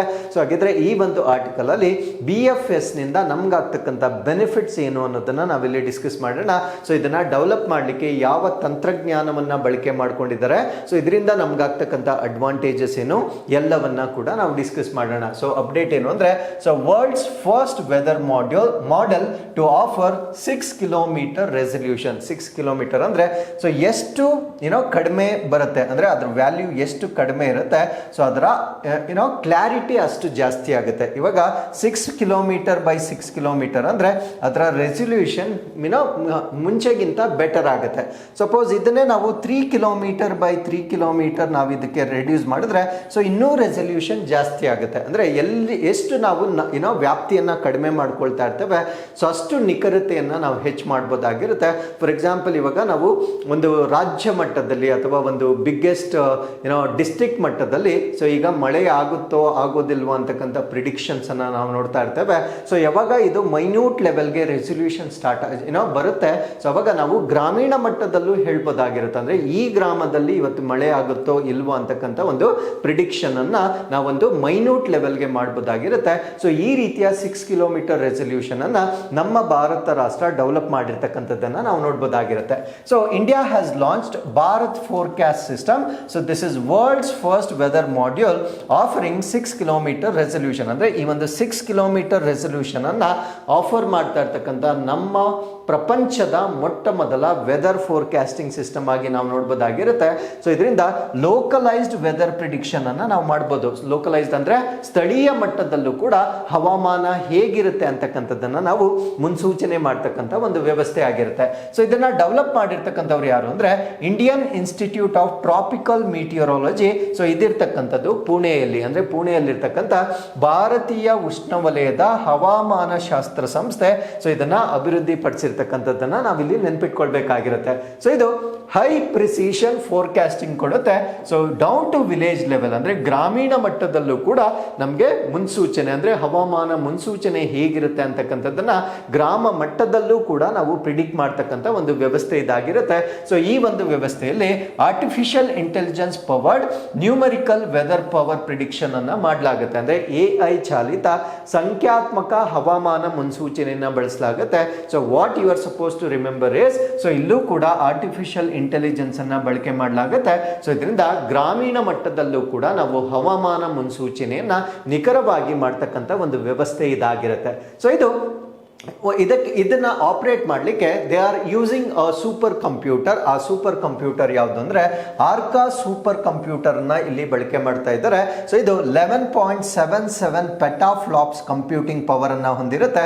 ಸೊ ಈ ಒಂದು ಆರ್ಕಾ ಸೂಪರ್ ಕಂಪ್ಯೂಟಿಂಗ್ ಅನ್ನ ಬಳಕೆ ಮಾಡುವ ಮುಖಾಂತರ ಸೊ ಈ ಒಂದು ಸಿಸ್ಟಮ್ ಅನ್ನ ನಾವಿಲ್ಲಿ ಯೂಸ್ ಮಾಡ್ತಾ ಬರ್ತೇವೆ. ಸೊ ಹಾಗಿದ್ರೆ ಇದರಿಂದ ಆಗ್ತಕ್ಕಂಥ ಇಂಪ್ಯಾಕ್ಟ್ ಏನು ಅಥವಾ ಬೆನಿಫಿಟ್ಸ್ ಏನು ಅಂತ ನಾವು ನೋಡೋದಾದ್ರೆ, ಸೊ ವೆದರ್ ಫೋರ್ಕಾಸ್ಟಿಂಗ್ ಅಕ್ಯುರಸಿಯನ್ನ 30ರಿಂದ 64%ಗೆ ಇನ್ಕ್ರೀಸ್ ಮಾಡುತ್ತೆ. ಅಂದ್ರೆ ಅವ್ರು ಏನ್ ಪ್ರಿಡಿಕ್ಷನ್ ಮಾಡ್ತಾ ಇದ್ದಾರೆ ಪ್ರಸ್ತುತವಾಗಿ ಅದು ಇನ್ನೂ ಹೆಚ್ಚು ನಿಖರವಾಗುತ್ತೆ. 30ರಿಂದ 64%ಗೆ ಆ ನಿಖರತೆ ಅಂತಕ್ಕಂಥದ್ದು ಹೆಚ್ಚಾಗೋದನ್ನ ನಾವು ನೋಡ್ಬೋದಾಗಿರುತ್ತೆ. ಎಸ್ಪೆಷಲಿ ಮಾನ್ಸೂನ್, ಸೈಕ್ಲೋನ್ ಮತ್ತೆ ಎಕ್ಸ್ಟ್ರೀಮ್ ರೈನ್ಫಾಲ್ ಏನಿರುತ್ತೆ, ಸೊ ಇದರ ಬಗ್ಗೆ ಹೆಚ್ಚಿನ ನಿಖರತೆಯನ್ನ ಕೊಡ್ತಕ್ಕಂಥ ಒಂದು ವ್ಯವಸ್ಥೆಯನ್ನ ನಮ್ಮ ಭಾರತ ದೇಶದಲ್ಲಿ ಡೆವಲಪ್ ಮಾಡಲಾಗಿರುತ್ತೆ. ಸೊ ಇದರಿಂದ ನಮಗೆ ಬೇರೆ ಅಡ್ವಾಂಟೇಜಸ್ ಕೂಡ ಆಗುತ್ತೆ. So we can effectively manage our disaster. ಅಂದ್ರೆ ನಮ್ಮಲ್ಲಿ ಆಗ್ತಕ್ಕಂಥ ವಿಪತ್ತುಗಳನ್ನ ನಾವು ನಿರ್ವಹಣೆ ಮಾಡಬಹುದಾಗಿರುತ್ತೆ. ಅಗ್ರಿಕಲ್ಚರ್ ಪ್ಲಾನಿಂಗ್ ಅನ್ನ ಮಾಡಬಹುದು, ಯಾಕಂದ್ರೆ ನಮ್ಮ ಕೃಷಿ ಅಂತಕ್ಕಂಥದ್ದು ಹವಾಮಾನ ಮತ್ತು ಮಳೆಯ ಮೇಲೆ ಅವಲಂಬಿತವಾಗಿರುವ ಕಾರಣದಿಂದ ಸೊ ಅದನ್ನ ನಾವು ಮುಂಚೆನೆ ಪ್ರಿಡಿಕ್ಟ್ ಮಾಡುವ ಸಲುವಾಗಿ ಸೊ ಅದನ್ನ ಇನ್ನೂ ಹೆಚ್ಚಾಗಿ ನಾವು ಪ್ಲಾನ್ ಮಾಡ್ಕೊಳ್ಬಹುದಾಗಿರುತ್ತೆ. ಸೊ ಅದ್ರ ಜೊತೆಗೆ ವಾಟರ್ ರಿಸೋರ್ಸ್ ಮ್ಯಾನೇಜ್ಮೆಂಟ್ ಅಥವಾ ನೀರಿನ ಸಂಪನ್ಮೂಲ ಅಥವಾ ಜಲ ಸಂಪನ್ಮೂಲ ನಿರ್ವಹಣೆಗೂ ಕೂಡ ಸೊ ಈ ಒಂದು ಡಿಸ್ಕವರಿ ಅಥವಾ ಈ ಒಂದು ಹೊಸ ಮೆಥಡ್ ಏನಿರುತ್ತೆ ಸೊ ಅದು ನಮಗೆ ಬೆನಿಫಿಟ್ ಆಗ್ತಕ್ಕಂಥದ್ದನ್ನ ನಾವು ನೋಡಬಹುದಾಗಿರುತ್ತೆ. So at the same time it strengthens India's leadership in tropical meteorology, ಅಂದ್ರೆ ಉಷ್ಣವಲಯದ ಹವಾಮಾನ ಶಾಸ್ತ್ರದಲ್ಲಿ ನಮ್ಮ ಭಾರತ ದೇಶದ ನಾಯಕತ್ವವನ್ನ ಬಲಪಡಿಸತಕ್ಕಂಥ ಒಂದು ಡಿಸ್ಕವರಿ ಇದಾಗಿರುತ್ತೆ. ಸೊ ಈಗ ಇದನ್ನ ಪತ್ತೆ ಹಚ್ಚಿರ್ತಕ್ಕಂಥ ಅಥವಾ ಇದನ್ನ ಕಂಡು ಹಿಡಿದಿರ್ತಕ್ಕಂಥ Indian institute of tropical Meteorology ಬಗ್ಗೆ ಬೇಸಿಕ್ ಮಾಹಿತಿಯನ್ನ ನಾವು ಡಿಸ್ಕಸ್ ಮಾಡೋದಾದ್ರೆ so this is a premier research institute based in Pune, ಅಂದ್ರೆ ನಮ್ಮ ಭಾರತ ದೇಶದ ಪುಣೆದಲ್ಲಿರ್ತಕ್ಕಂಥ ಒಂದು ಪ್ರಮುಖ ಸಂಶೋಧನಾ ಸಂಸ್ಥೆಯಾಗಿ ನಾವು ಇದನ್ನ ಕನ್ಸಿಡರ್ ಮಾಡಬಹುದಾಗಿರುತ್ತೆ. ಸೊ ಇದು ಮಹಾರಾಷ್ಟ್ರದ ಪುಣೆದಲ್ಲಿ ಕಂಡು ಬರ್ತಕ್ಕಂಥ ಒಂದು ಸಂಸ್ಥೆ ಆಗಿರುತ್ತೆ. ಸೊ ಇಲ್ಲಿ advance studies on ocean atmosphere climate system, ಅಂದ್ರೆ ಪ್ರಮುಖವಾಗಿ ಇಲ್ಲಿ ಓಷನ್ಸ್ ಅಂದ್ರೆ ಸಾಗರ ವಾತಾವರಣದ ಹವಾಮಾನ ವ್ಯವಸ್ಥೆಯ ಕುರಿತು ಅಧ್ಯಯನವನ್ನ ಮಾಡ್ತಕ್ಕಂಥ ಒಂದು ಕೇಂದ್ರವನ್ನಾಗಿ ನಾವು ಇದನ್ನ ನೋಡಬಹುದಾಗಿರುತ್ತೆ. ಸೊ ಇದು ನಮ್ಮ ಭಾರತ ದೇಶದಲ್ಲಿ ಈ ಒಂದು ವೆದರ್ ಪ್ರಿಡಿಕ್ಷನ್ ಮತ್ತೆ ಕ್ಲೈಮೇಟ್ ಫೋರ್ಕಾಸ್ಟಿಂಗ್ ಅನ್ನ ಮಾಡ್ಲಿಕ್ಕೆ, ಅಂದ್ರೆ ಹವಾಮಾನ ಹೇಗಿರುತ್ತೆ, ವಾಯುಗುಣ ಹೇಗಿರುತ್ತೆ, ಇದರ ಮುನ್ಸೂಚನೆಗಳನ್ನ ಸುಧಾರಿಸುವಲ್ಲಿ ಸಾಕಷ್ಟು ಕಾಂಟ್ರಿಬ್ಯೂಷನ್ಸ್ ಅನ್ನ ನೀಡಿರ್ತಕ್ಕಂಥ ಒಂದು ಸಂಸ್ಥೆಯಾಗಿ ನಾವು ನೋಡಬಹುದಾಗಿರುತ್ತೆ. ಸೊ ಇದನ್ನ ಎಸ್ಟಾಬ್ಲಿಷ್ ಮಾಡಿರ್ತಕ್ಕಂಥದ್ದು 17 ನವೆಂಬರ್ 1962, ಸೊ 17ನೇ ನವೆಂಬರ್ 1962ರಲ್ಲಿ ಇದನ್ನ ಸ್ಥಾಪನೆ ಮಾಡಲಾಗಿರುತ್ತೆ. ಸೊ ಇದು ಯಾವ ಮಿನಿಸ್ಟ್ರಿ ಅಡಿಯಲ್ಲಿ ಬರುತ್ತೆ ಅಂದ್ರೆ ಮಿನಿಸ್ಟ್ರಿ ಆಫ್ ಅರ್ತ್ ಸೈನ್ಸಸ್ ಅಥವಾ ಭೂ ವಿಜ್ಞಾನ ಸಚಿವಾಲಯದ ಅಡಿಯಲ್ಲಿ ಬರ್ತಕ್ಕಂಥ ಒಂದು ಆಟೋನಾಮಸ್ ಇನ್ಸ್ಟಿಟ್ಯೂಷನ್ ಅಥವಾ ಸ್ವಾಯತ್ತತ ಸಂಸ್ಥೆಯಾಗಿ ನಾವು ಇದನ್ನ ನೋಡಬಹುದಾಗಿರುತ್ತೆ. ಸೊ ಇದು along with research and development, it also offers MSc, MTech, PhD courses in collaboration with University of Pune. So University of Pune ಜೊಂದಿಗೆ ಸಹಯೋಗವನ್ನ ಮಾಡಿಕೊಳ್ಳುವುದರೊಂದಿಗೆ MSc, MTech ಮತ್ತೆ PhD ಕೋರ್ಸ್ಗಳನ್ನ ಕೂಡ ಸೊ ಈ ಒಂದು ಸಂಸ್ಥೆ ಆಫರ್ ಮಾಡ್ತಕ್ಕಂಥದ್ದನ್ನ ನಾವು ನೋಡಬಹುದಾಗಿರುತ್ತೆ. So with this let's get into question number 3. 6 African ರಾಷ್ಟ್ರಗಳು ನಿರ್ಮೂಲನೆ ಮಾಡಲು ಗುರಿ ಇಟ್ಟಿರುವ ವಿಸರಲ್ ಲಿಶ್ಮೇನಿಯಾಸಿಸ್ ಅನ್ನು ಯಾವ ವರ್ಗದ ರೋಗಗಳ ಅಡಿಯಲ್ಲಿ ವರ್ಗೀಕರಿಸಲಾಗಿದೆ? Visceral leishmaniasis targeted for elimination by 6 African nations is classified under which category of diseases? So ಪ್ರಶ್ನೆ ಸರಳೀಕರಣಗೊಳಿಸೋದಾದ್ರೆ ಆಫ್ರಿಕಾದಲ್ಲಿ ಕಂಡು ಬರ್ತಕ್ಕಂಥ 6 ರಾಷ್ಟ್ರಗಳು ಈ ವಿಸರಲ್ ಲಿಶ್ಮೇನಿಯಾಸಿಸ್ ಅಂತ ಹೇಳ್ತವೆ, ಇದಕ್ಕೆ ಕಾಲಾಹಜಾರ್ ಅಂತ ಕೂಡ ಹೇಳ್ತವೆ. ಇದನ್ನ ನಾನು ಮುಂದೆ ಎಕ್ಸ್ಪ್ಲೇನ್ ಮಾಡ್ತೇನೆ. ಸೊ ಈ ರೋಗವನ್ನ ಸಂಪೂರ್ಣವಾಗಿ ನಿರ್ನಾಮ ಮಾಡಲಿಕ್ಕೆ ಒಂದು ಒಪ್ಪಂದವನ್ನ ಮಾಡಿಕೊಂಡಿರ್ತವೆ. ಹಾಗಿದ್ರೆ ಈ ವಿಸರಲ್ ಲಿಶ್ಮ್ಯಾನಿಯಾಸ್ ಅಂತಕ್ಕಂಥದ್ದು ಯಾವ ಪಟ್ಟಿಗೆ ಸೇರಿರ್ತಕ್ಕಂಥ ಒಂದು ಕಾಯಿಲೆ ಅನ್ನೋದು ನಮ್ಮ ಪ್ರಶ್ನೆ ಆಗಿರುತ್ತೆ. ಸೊ ಈ ಪ್ರಶ್ನೆಗೆ ಸರಿಯಾದ ಉತ್ತರ ಇದನ್ನ ನಿರ್ಲಕ್ಷಿಸಲ್ಪಟ್ಟ ಉಷ್ಣವಲಯದ ರೋಗಗಳ ಪಟ್ಟಿಗೆ ಸೇರಿಸಲಾಗಿರುತ್ತೆ. ಸೊ ಇದನ್ನ ನೆಗ್ಲೆಕ್ಟೆಡ್ ಟ್ರಾಪಿಕಲ್ ಡಿಸೀಸಸ್ ಅಂತ ಹೇಳ್ತೇವೆ. ಸೊ ಈ ಆರ್ಟಿಕಲ್ ಅಲ್ಲಿ ನಾನು ನೆಗ್ಲೆಕ್ಟೆಡ್ ಟ್ರಾಪಿಕಲ್ ಡಿಸೀಸಸ್ ಅಂದ್ರೆ ಏನು ಅಂತ ಕೂಡ ಅದನ್ನು ಎಕ್ಸ್ಪ್ಲೇನ್ ಮಾಡ್ತೇನೆ. ವಿಸರಲ್ ಲಿಶ್ಮ್ಯಾನಿಯಾಸ್ ಅಂದ್ರೆ ಕೂಡ ನಾವು ತಿಳ್ಕೊಳ್ಬೇಕಾಗಿರುತ್ತೆ. ಅದ್ರ ಜೊತೆಗೆ ಯಾವ್ಯಾವ ಆಫ್ರಿಕನ್ ನೇಷನ್ಸ್ ಈ ಒಂದು MOU ಅನ್ನ ಮಾಡಿಕೊಂಡಿದ್ದಾವೆ, ಯಾಕೆ ಇದೇ ರಾಷ್ಟ್ರಗಳು ಮಾಡಿಕೊಂಡಿದ್ದಾವೆ, ಎಲ್ಲ ಮಾಹಿತಿಯನ್ನ ಈ ಒಂದು ಆರ್ಟಿಕಲ್ ಅಲ್ಲಿ ನಾನು ಸಂಪೂರ್ಣವಾಗಿ ಎಕ್ಸ್ಪ್ಲೇನ್ ಮಾಡ್ತೇನೆ. So 6 African nations to eliminate visceral leishmaniasis. Visceral ಅಂದ್ರೆ ನಮ್ಮ ಆಂತರಿಕ ಅಂಗಗಳಿಗೆ ಹಾನಿಯನ್ನ ಉಂಟು ಮಾಡತಕ್ಕಂಥ ಒಂದು ರೋಗವಾಗಿರುತ್ತೆ. ಸೊ ವಿಸರಲ್ ಅರ್ಥ ಏನಂದ್ರೆ ಒಳಾಂಗಗಳು ಅಂತ ಹೇಳ್ತೇವೆ, ಅಂದ್ರೆ ದೇಹದ ಒಳಗಡೆ ಬರ್ತಕ್ಕಂಥ ಹಾರ್ಟ್ ಆಗಿರ್ಬೋದು, ಲಂಗ್ಸ್ ಆಗಿರ್ಬೋದು, ಸ್ಪ್ಲೀನ್ ಆಗಿರ್ಬೋದು, ಈ ರೀತಿಯ ಅಂಗಗಳಿಗೆ ಕಾಯಿಲೆಯನ್ನ ಉಂಟು ಮಾಡತಕ್ಕಂಥ ಒಂದು ರೋಗವಾಗಿರುತ್ತೆ. ಸೊ ಈ ಒಂದು ವಿಸರಲ್ ಲಿಶ್ಮ್ಯಾನಿಯಾಸಿಸ್ ಅನ್ನ ಹೋಗ್ಲಾಡಿಸ್ಲಿಕ್ಕೆ 6 ಆಫ್ರಿಕನ್ ರಾಷ್ಟ್ರಗಳು ಈಗ ಒಪ್ಪಂದವನ್ನ ಮಾಡ್ಕೊಂಡಿರ್ತವೆ. ಆ 6 ಆಫ್ರಿಕನ್ ರಾಷ್ಟ್ರಗಳು ಯಾವುದು ಅಂದ್ರೆ ಸೊ ಈ ಮ್ಯಾಪ್ ಅಲ್ಲಿ ನೀವು ನೋಡಬಹುದಾಗಿರುತ್ತೆ. ಒಂದು ಚಾಡ್ ಪಕ್ಕದಲ್ಲಿ ನಾವು ಸುಡಾನ್ ಅನ್ನ ನೋಡಬಹುದು, ಸುಡಾನ್ ಕೆಳಗಡೆ ನಾವು ಸೌತ್ ಸುಡಾನ್ ಅನ್ನ ನೋಡಬಹುದಾಗಿರುತ್ತೆ. ಅದಾದ್ಮೇಲೆ ವಿ ಹ್ಯಾವ್ ಜಿಬೋಟಿ ಅನ್ನ ನೋಡಬಹುದು, ಇಥಿಯೋಪಿಯಾವನ್ನ ನೋಡಬಹುದು, ಅದಾದ್ಮೇಲೆ ಸೊಮಾಲಿಯಾವನ್ನ ನೋಡಬಹುದು. ಸೊ 3 3+3. ಸೊ ಈ 6 ರಾಷ್ಟ್ರಗಳು ಸೊ ಈ ಒಂದು ವಿಸರಲ್ ಲಿಶ್ಮ್ಯಾನಿಯಾಸಿಸ್ ಅನ್ನ ಹೋಗ್ಲಾಡಿಸ್ಲಿಕ್ಕೆ ಒಂದು ಒಪ್ಪಂದವನ್ನ ಮಾಡಿಕೊಂಡಿರ್ತಕ್ಕಂಥದ್ದನ್ನ ನಾವು ನೋಡ್ಬೋದಾಗಿರುತ್ತೆ. So I repeat the countries. One is Chad, ಎರಡನೇದು Djibouti, Ethiopia, Somalia, South Sudan ಮತ್ತೆ ಸುಡಾನ್. ಸೊ ಈ 6 ರಾಷ್ಟ್ರಗಳು ಒಂದು ಮೆಮೊರಾಂಡಮ್ ಆಫ್ ಅಂಡರ್ಸ್ಟ್ಯಾಂಡಿಂಗ್ ಅನ್ನ ಮಾಡ್ಕೊಂಡಿರ್ತವೆ. ಕಾರಣ ಏನಂದ್ರೆ ವಿಸರಲ್ ಲಿಶ್ಮ್ಯಾನಿಯಾಸಿಸ್ ಅನ್ನ ಸಂಪೂರ್ಣವಾಗಿ ತೊಡೆದು ಆಗ್ತಕ್ಕಂಥದ್ದು ಈ ಒಂದು ಒಪ್ಪಂದದ ಗುರಿಯಾಗಿರುತ್ತೆ. ಸೊ ವಿಸರಲ್ ಲಿಶ್ಮ್ಯಾನಿಯಾಸಿಸ್ಗೆ ಇನ್ನೊಂದು ಹೆಸರು ಕೂಡ ಇದೆ. ಇದನ್ನ ಕಾಲಾ ಹಜಾರ್ ಅಂತ ಕೂಡ ಹೇಳ್ತೇವೆ. ಇದೊಂದು ಪ್ಯಾರಾಸೈಟಿಕ್ ಡಿಸೀಸ್ ಆಗಿರುತ್ತೆ. ಪ್ಯಾರಾಸೈಟಿಕ್ ಅಂದ್ರೆ ಪರಾವಲಂಬಿ ಕಾಯಿಲೆ ಆಗಿರುತ್ತೆ. ಸೊ ಯಾವ ಜೀವಿಗಳು ಸ್ವಂತವಾಗಿ ಬದುಕಲು ಸಾಧ್ಯವಿಲ್ಲದೆ ಬೇರೊಂದು ಜೀವಿಯ ಮೇಲೆ ತನ್ನ ಪೌಷ್ಟಿಕಾಂಶಗಳಿಗೆ ಅವಲಂಬಿತವಾಗಿರುತ್ತೆ, ಅದನ್ನ ಪ್ಯಾರಾಸೈಟ್ ಅಂತ ಕರಿತೇವೆ. ಸೊ ಆ ರೀತಿಯ ಪ್ಯಾರಾಸೈಟ್ ದೇಹಕ್ಕೆ ಸೇರಿಕೊಳ್ಳುವ ಮುಖಾಂತರ ಬರ್ತಕ್ಕಂಥ ಕಾಯಿಲೆಯನ್ನ ನಾವು ವಿಸರಲ್ ಲಿಶ್ಮ್ಯಾನಿಯಾಸ್ ಅಂತ ಹೇಳ್ತೇವೆ.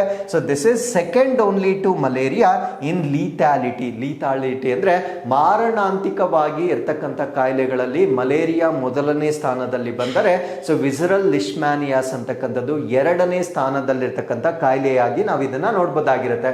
ಸೊ ಈ ಕಾಯಿಲೆ ಬಂದಾಗ ಫೀವರ್, ಎಕ್ಸ್ಟ್ರೀಮ್ ಫ್ಯಾಟಿಗ್ ಅಂದ್ರೆ ಜ್ವರ, ತುಂಬಾ ಸುಸ್ತಾಗ್ತಕ್ಕಂಥದ್ದು, ವೆಯ್ಟ್ ಲಾಸ್ ಆಗುತ್ತೆ, ಸ್ಪ್ಲೀನ್ ಮತ್ತೆ ಲಿವರ್ ಎನ್ಲಾರ್ಜ್ಮೆಂಟ್ ಆಗುತ್ತೆ. ಅಂದ್ರೆ ದೇಹದಲ್ಲಿರ್ತಕ್ಕಂಥ ಗುಲ್ಮ ಮತ್ತೆ ಯಕೃತ್ತು ಎರಡು ಕೂಡ ಊದಿಕೊಳ್ತಕ್ಕಂಥದ್ದನ್ನ ನಾವು ನೋಡ್ಬೋದಾಗಿರುತ್ತೆ. ಸೊ ಇದನ್ನ ಸರಿಯಾದ ಸಮಯಕ್ಕೆ ಟ್ರೀಟ್ ಮಾಡದೇ ಇದ್ದಲ್ಲಿ so it can become fatal ಅಂದ್ರೆ ಸಾವು ಸಂಭವಿಸ್ತಕ್ಕಂಥ ಒಂದು ಸಾಧ್ಯತೆಯನ್ನ ಕೂಡ ನಾವು ನೋಡ್ಬೋದಾಗಿರುತ್ತೆ. So over 70% of the global burden is in eastern Africa. So ಇವಾಗ ನಿಮಗೆ ಗೊತ್ತಾಗಿರುತ್ತೆ ಯಾಕೆ ಈ 6 ರಾಷ್ಟ್ರಗಳೇ ಒಪ್ಪಂದವನ್ನ ಮಾಡ್ಕೊಂಡಿದ್ದಾವಂದ್ರೆ 70% ಆಫ್ ದಿ ಗ್ಲೋಬಲ್ ಕೇಸಸ್ ಅಂದ್ರೆ ಜಾಗತಿಕವಾಗಿ ಈ ಒಂದು ಕಾಯಿಲೆಯಿಂದ ಬಳಲ್ತಕ್ಕಂಥ 70% ರೋಗಿಗಳೇನಿರ್ತಾರೆ ಸೊ ಅವರು ಈಸ್ಟರ್ನ್ ಆಫ್ರಿಕಾದಲ್ಲಿ ಉಂಟಾಗ್ತಕ್ಕಂಥದ್ದನ್ನ ನಾವು ನೋಡ್ಬೋದಾಗಿರುತ್ತೆ. So half of them being children under 15 ಅಂದ್ರೆ ಅದರಲ್ಲಿ ಅರ್ಧಕ್ಕಿಂತ ಹೆಚ್ಚು 15 ವರ್ಷಕ್ಕಿಂತ ಕಡಿಮೆ ಇರ್ತಕ್ಕಂಥ ಮಕ್ಕಳಿಗೆ ಸೊ ಈ ಒಂದು ಕಾಯಿಲೆ ಹೆಚ್ಚಾಗಿ ಬರ್ತಕ್ಕಂಥದ್ದನ್ನ ನಾವು ನೋಡ್ಬೋದಾಗಿರುತ್ತೆ.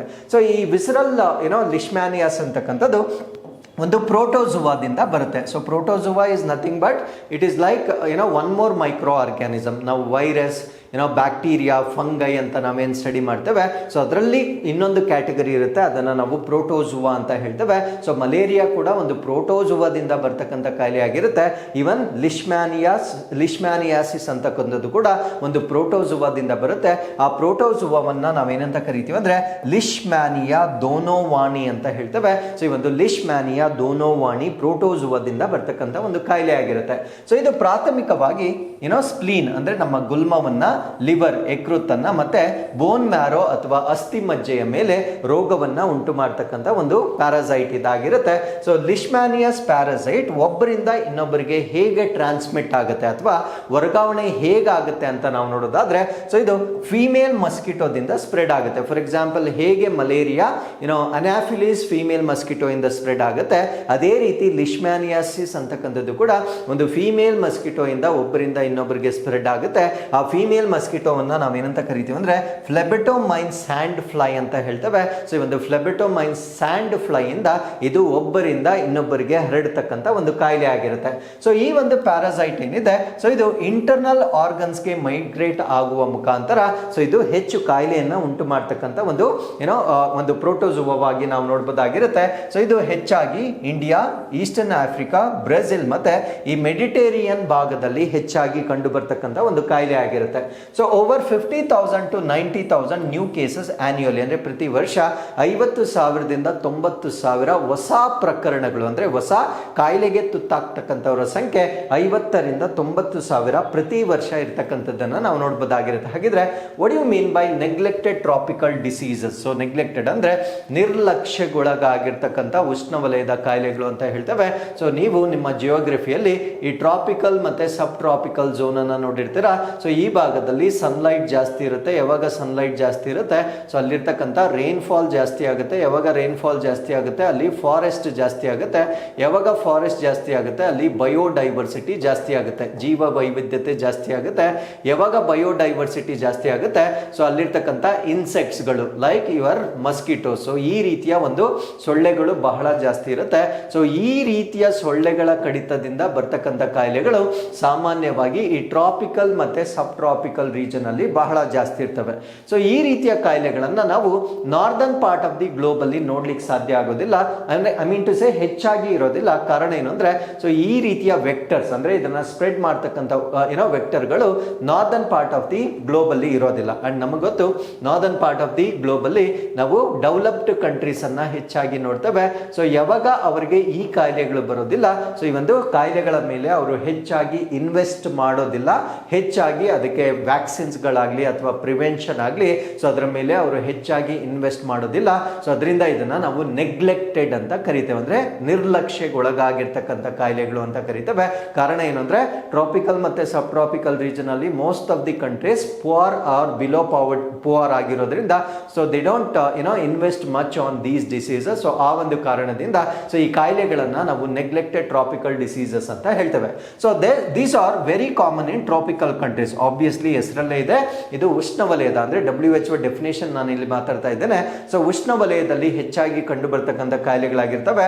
So they lack public health attention. ಯಾಕೆ ನಾವು ಇದನ್ನ ನೆಗ್ಲೆಕ್ಟೆಡ್ ಅಂತ ಕರಿತೀವಿ ಅಂದ್ರೆ ಸೊ ಪಬ್ಲಿಕ್ ಹೆಲ್ತ್ ಅಟೆನ್ಷನ್ ಅಂತಕ್ಕಂಥದ್ದು ಕೊರತೆ ಇರತಕ್ಕಂಥ ಒಂದು ಕಾಯಿಲೆಗಳಾಗಿರ್ತವೆ.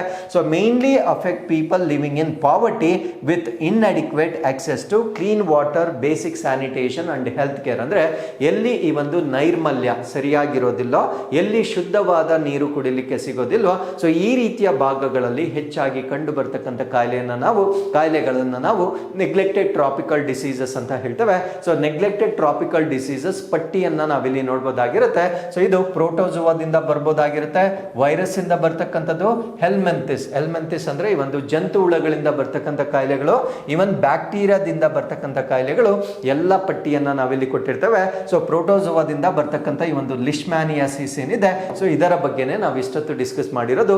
ಅಂಡ್ ಲೇಟೆಸ್ಟ್ ಅಡಿಷನ್ ಆಗಿರ್ತಕ್ಕಂಥದ್ದು ನೋಮಾ. ಈ ಒಂದು ನೋಮಾ ಕಾಯಿಲೆ ಏನಿದೆ, ಸೊ ಇದನ್ನ ಕೂಡ ಈಗ ನೆಗ್ಲೆಕ್ಟೆಡ್ ಟ್ರಾಪಿಕಲ್ ಡಿಸೀಸಸ್ ಈ ಒಂದು ಪಟ್ಟಿಗೆ ಸೇರಿಸಿರ್ತಕ್ಕಂಥದ್ದನ್ನ ನಾವು ನೋಡಬಹುದಾಗಿರುತ್ತೆ. ಸೊ ಇಷ್ಟು ನಿಮಗೆ ಈ ನೆಗ್ಲೆಕ್ಟೆಡ್ ಟ್ರಾಪಿಕಲ್ ಡಿಸೀಸಸ್ ಬಗ್ಗೆ ಗೊತ್ತಿರಬೇಕಾಗಿರುತ್ತೆ. So with this let's get into question number 4. ಅಂತಾರಾಷ್ಟ್ರೀಯ ಹಣಕಾಸು ನಿಧಿಯ ಇತ್ತೀಚಿನ ಮಾಹಿತಿಯ ಪ್ರಕಾರ ಭಾರತವು ಯಾವ ದೇಶವನ್ನು ಅಧಿಕೃತವಾಗಿ ಹಿಂದಿಕ್ಕಿ ವಿಶ್ವದ 4ನೇ ಅತಿ ದೊಡ್ಡ ಆರ್ಥಿಕತೆಯಾಗಿದೆ? According to recent data from International Monetary Fund, which country has India officially surpass to become the world's 4th largest economy? ಅಂದ್ರೆ ನಮ್ಮ ಭಾರತ ದೇಶ ಈಗ ವಿಶ್ವದಲ್ಲಿಯೇ 4ನೇ ಅತಿ ದೊಡ್ಡ ಆರ್ಥಿಕತೆಯಾಗಿದೆ. ಸೊ ಇದನ್ನ ನೀತಿ ಆಯೋಗ್ ಅನೌನ್ಸ್ ಮಾಡಿರುತ್ತೆ. ಬಟ್ ನೀತಿ ಆಯೋಗ್ ಅನೌನ್ಸ್ ಮಾಡೋದಕ್ಕಿಂತ ಮುಂಚೆ IMF ನೀಡಿರ್ತಕ್ಕಂಥ ದತ್ತಾಂಶವನ್ನ ಬಳಕೆ ಮಾಡಿಕೊಂಡು ಸೊ ಇದನ್ನ ಅಧಿಕೃತವಾಗಿ ಪ್ರಕಟಣೆ ಮಾಡಿರ್ತಕ್ಕಂಥದ್ದನ್ನ ನಾವು ನೋಡಬಹುದಾಗಿರುತ್ತೆ. ಹಾಗಿದ್ರೆ ನಾವು ಯಾವ ರಾಷ್ಟ್ರವನ್ನ ಹಿಂದಿಕ್ಕಿದ್ದೀವಿ ಅನ್ನೋದು ನಮ್ಮ ಪ್ರಶ್ನೆ ಆಗಿರುತ್ತೆ. ಸೊ ಈ ಪ್ರಶ್ನೆಗೆ ಸರಿಯಾದ ಉತ್ತರ ಜಪಾನ್ ರಾಷ್ಟ್ರವನ್ನ ನಾವು ಬೈಪಾಸ್ ಮಾಡುವ ಮುಖಾಂತರ 4th largest economy in the world ನಮ್ಮ ಭಾರತ ರಾಷ್ಟ್ರ ಆಗಿರ್ತಕ್ಕಂಥದ್ದನ್ನ ನಾವು ನೋಡಬಹುದಾಗಿರುತ್ತೆ. ಸೊ ಫಸ್ಟ್ ಪ್ಲೇಸ್ ಅಲ್ಲಿ ನಾವು ಯುನೈಟೆಡ್ ಸ್ಟೇಟ್ಸ್ ಅನ್ನ, 2ನೇ ಪ್ಲೇಸ್ ಅಲ್ಲಿ ಚೈನಾ, 3ನೇ ಪ್ಲೇಸ್ ಅಲ್ಲಿ ಜರ್ಮನಿ, 4ನೇ ಪ್ಲೇಸ್ ಅಲ್ಲಿ ನಾವು ಇಂಡಿಯಾವನ್ನ ನೋಡಬಹುದಾಗಿರುತ್ತೆ. So before this Japan was in the 4th position. So ನಮಗಿಂತ ಮುಂಚೆ ಜಪಾನ್ 4ನೇ ಸ್ಥಾನದಲ್ಲಿತ್ತು. ಈಗ ನಮ್ಮ ಭಾರತ ರಾಷ್ಟ್ರ ಜಪಾನ್ ಅನ್ನ ಹಿಂದಿಕ್ಕಿರುತ್ತೆ. ಸೊ $4.187 ಟ್ರಿಲಿಯನ್ US ನಮ್ಮ ಎಕಾನಮಿ ಆಗಿರುತ್ತೆ. ಸೊ ಒಂದೇ ಒಂದು ಪಾಯಿಂಟ್ ಇಲ್ಲಿ ಕಡಿಮೆ ಇರುತ್ತೆ, ಅಂದ್ರೆ $4,186 ಟ್ರಿಲಿಯನ್ US ಅಷ್ಟು ಜಪಾನ್ನ ಒಂದು ಎಕಾನಮಿ ಇರ್ತಕ್ಕಂಥದ್ದನ್ನ ನಾವು ನೋಡಬಹುದಾಗಿರುತ್ತೆ.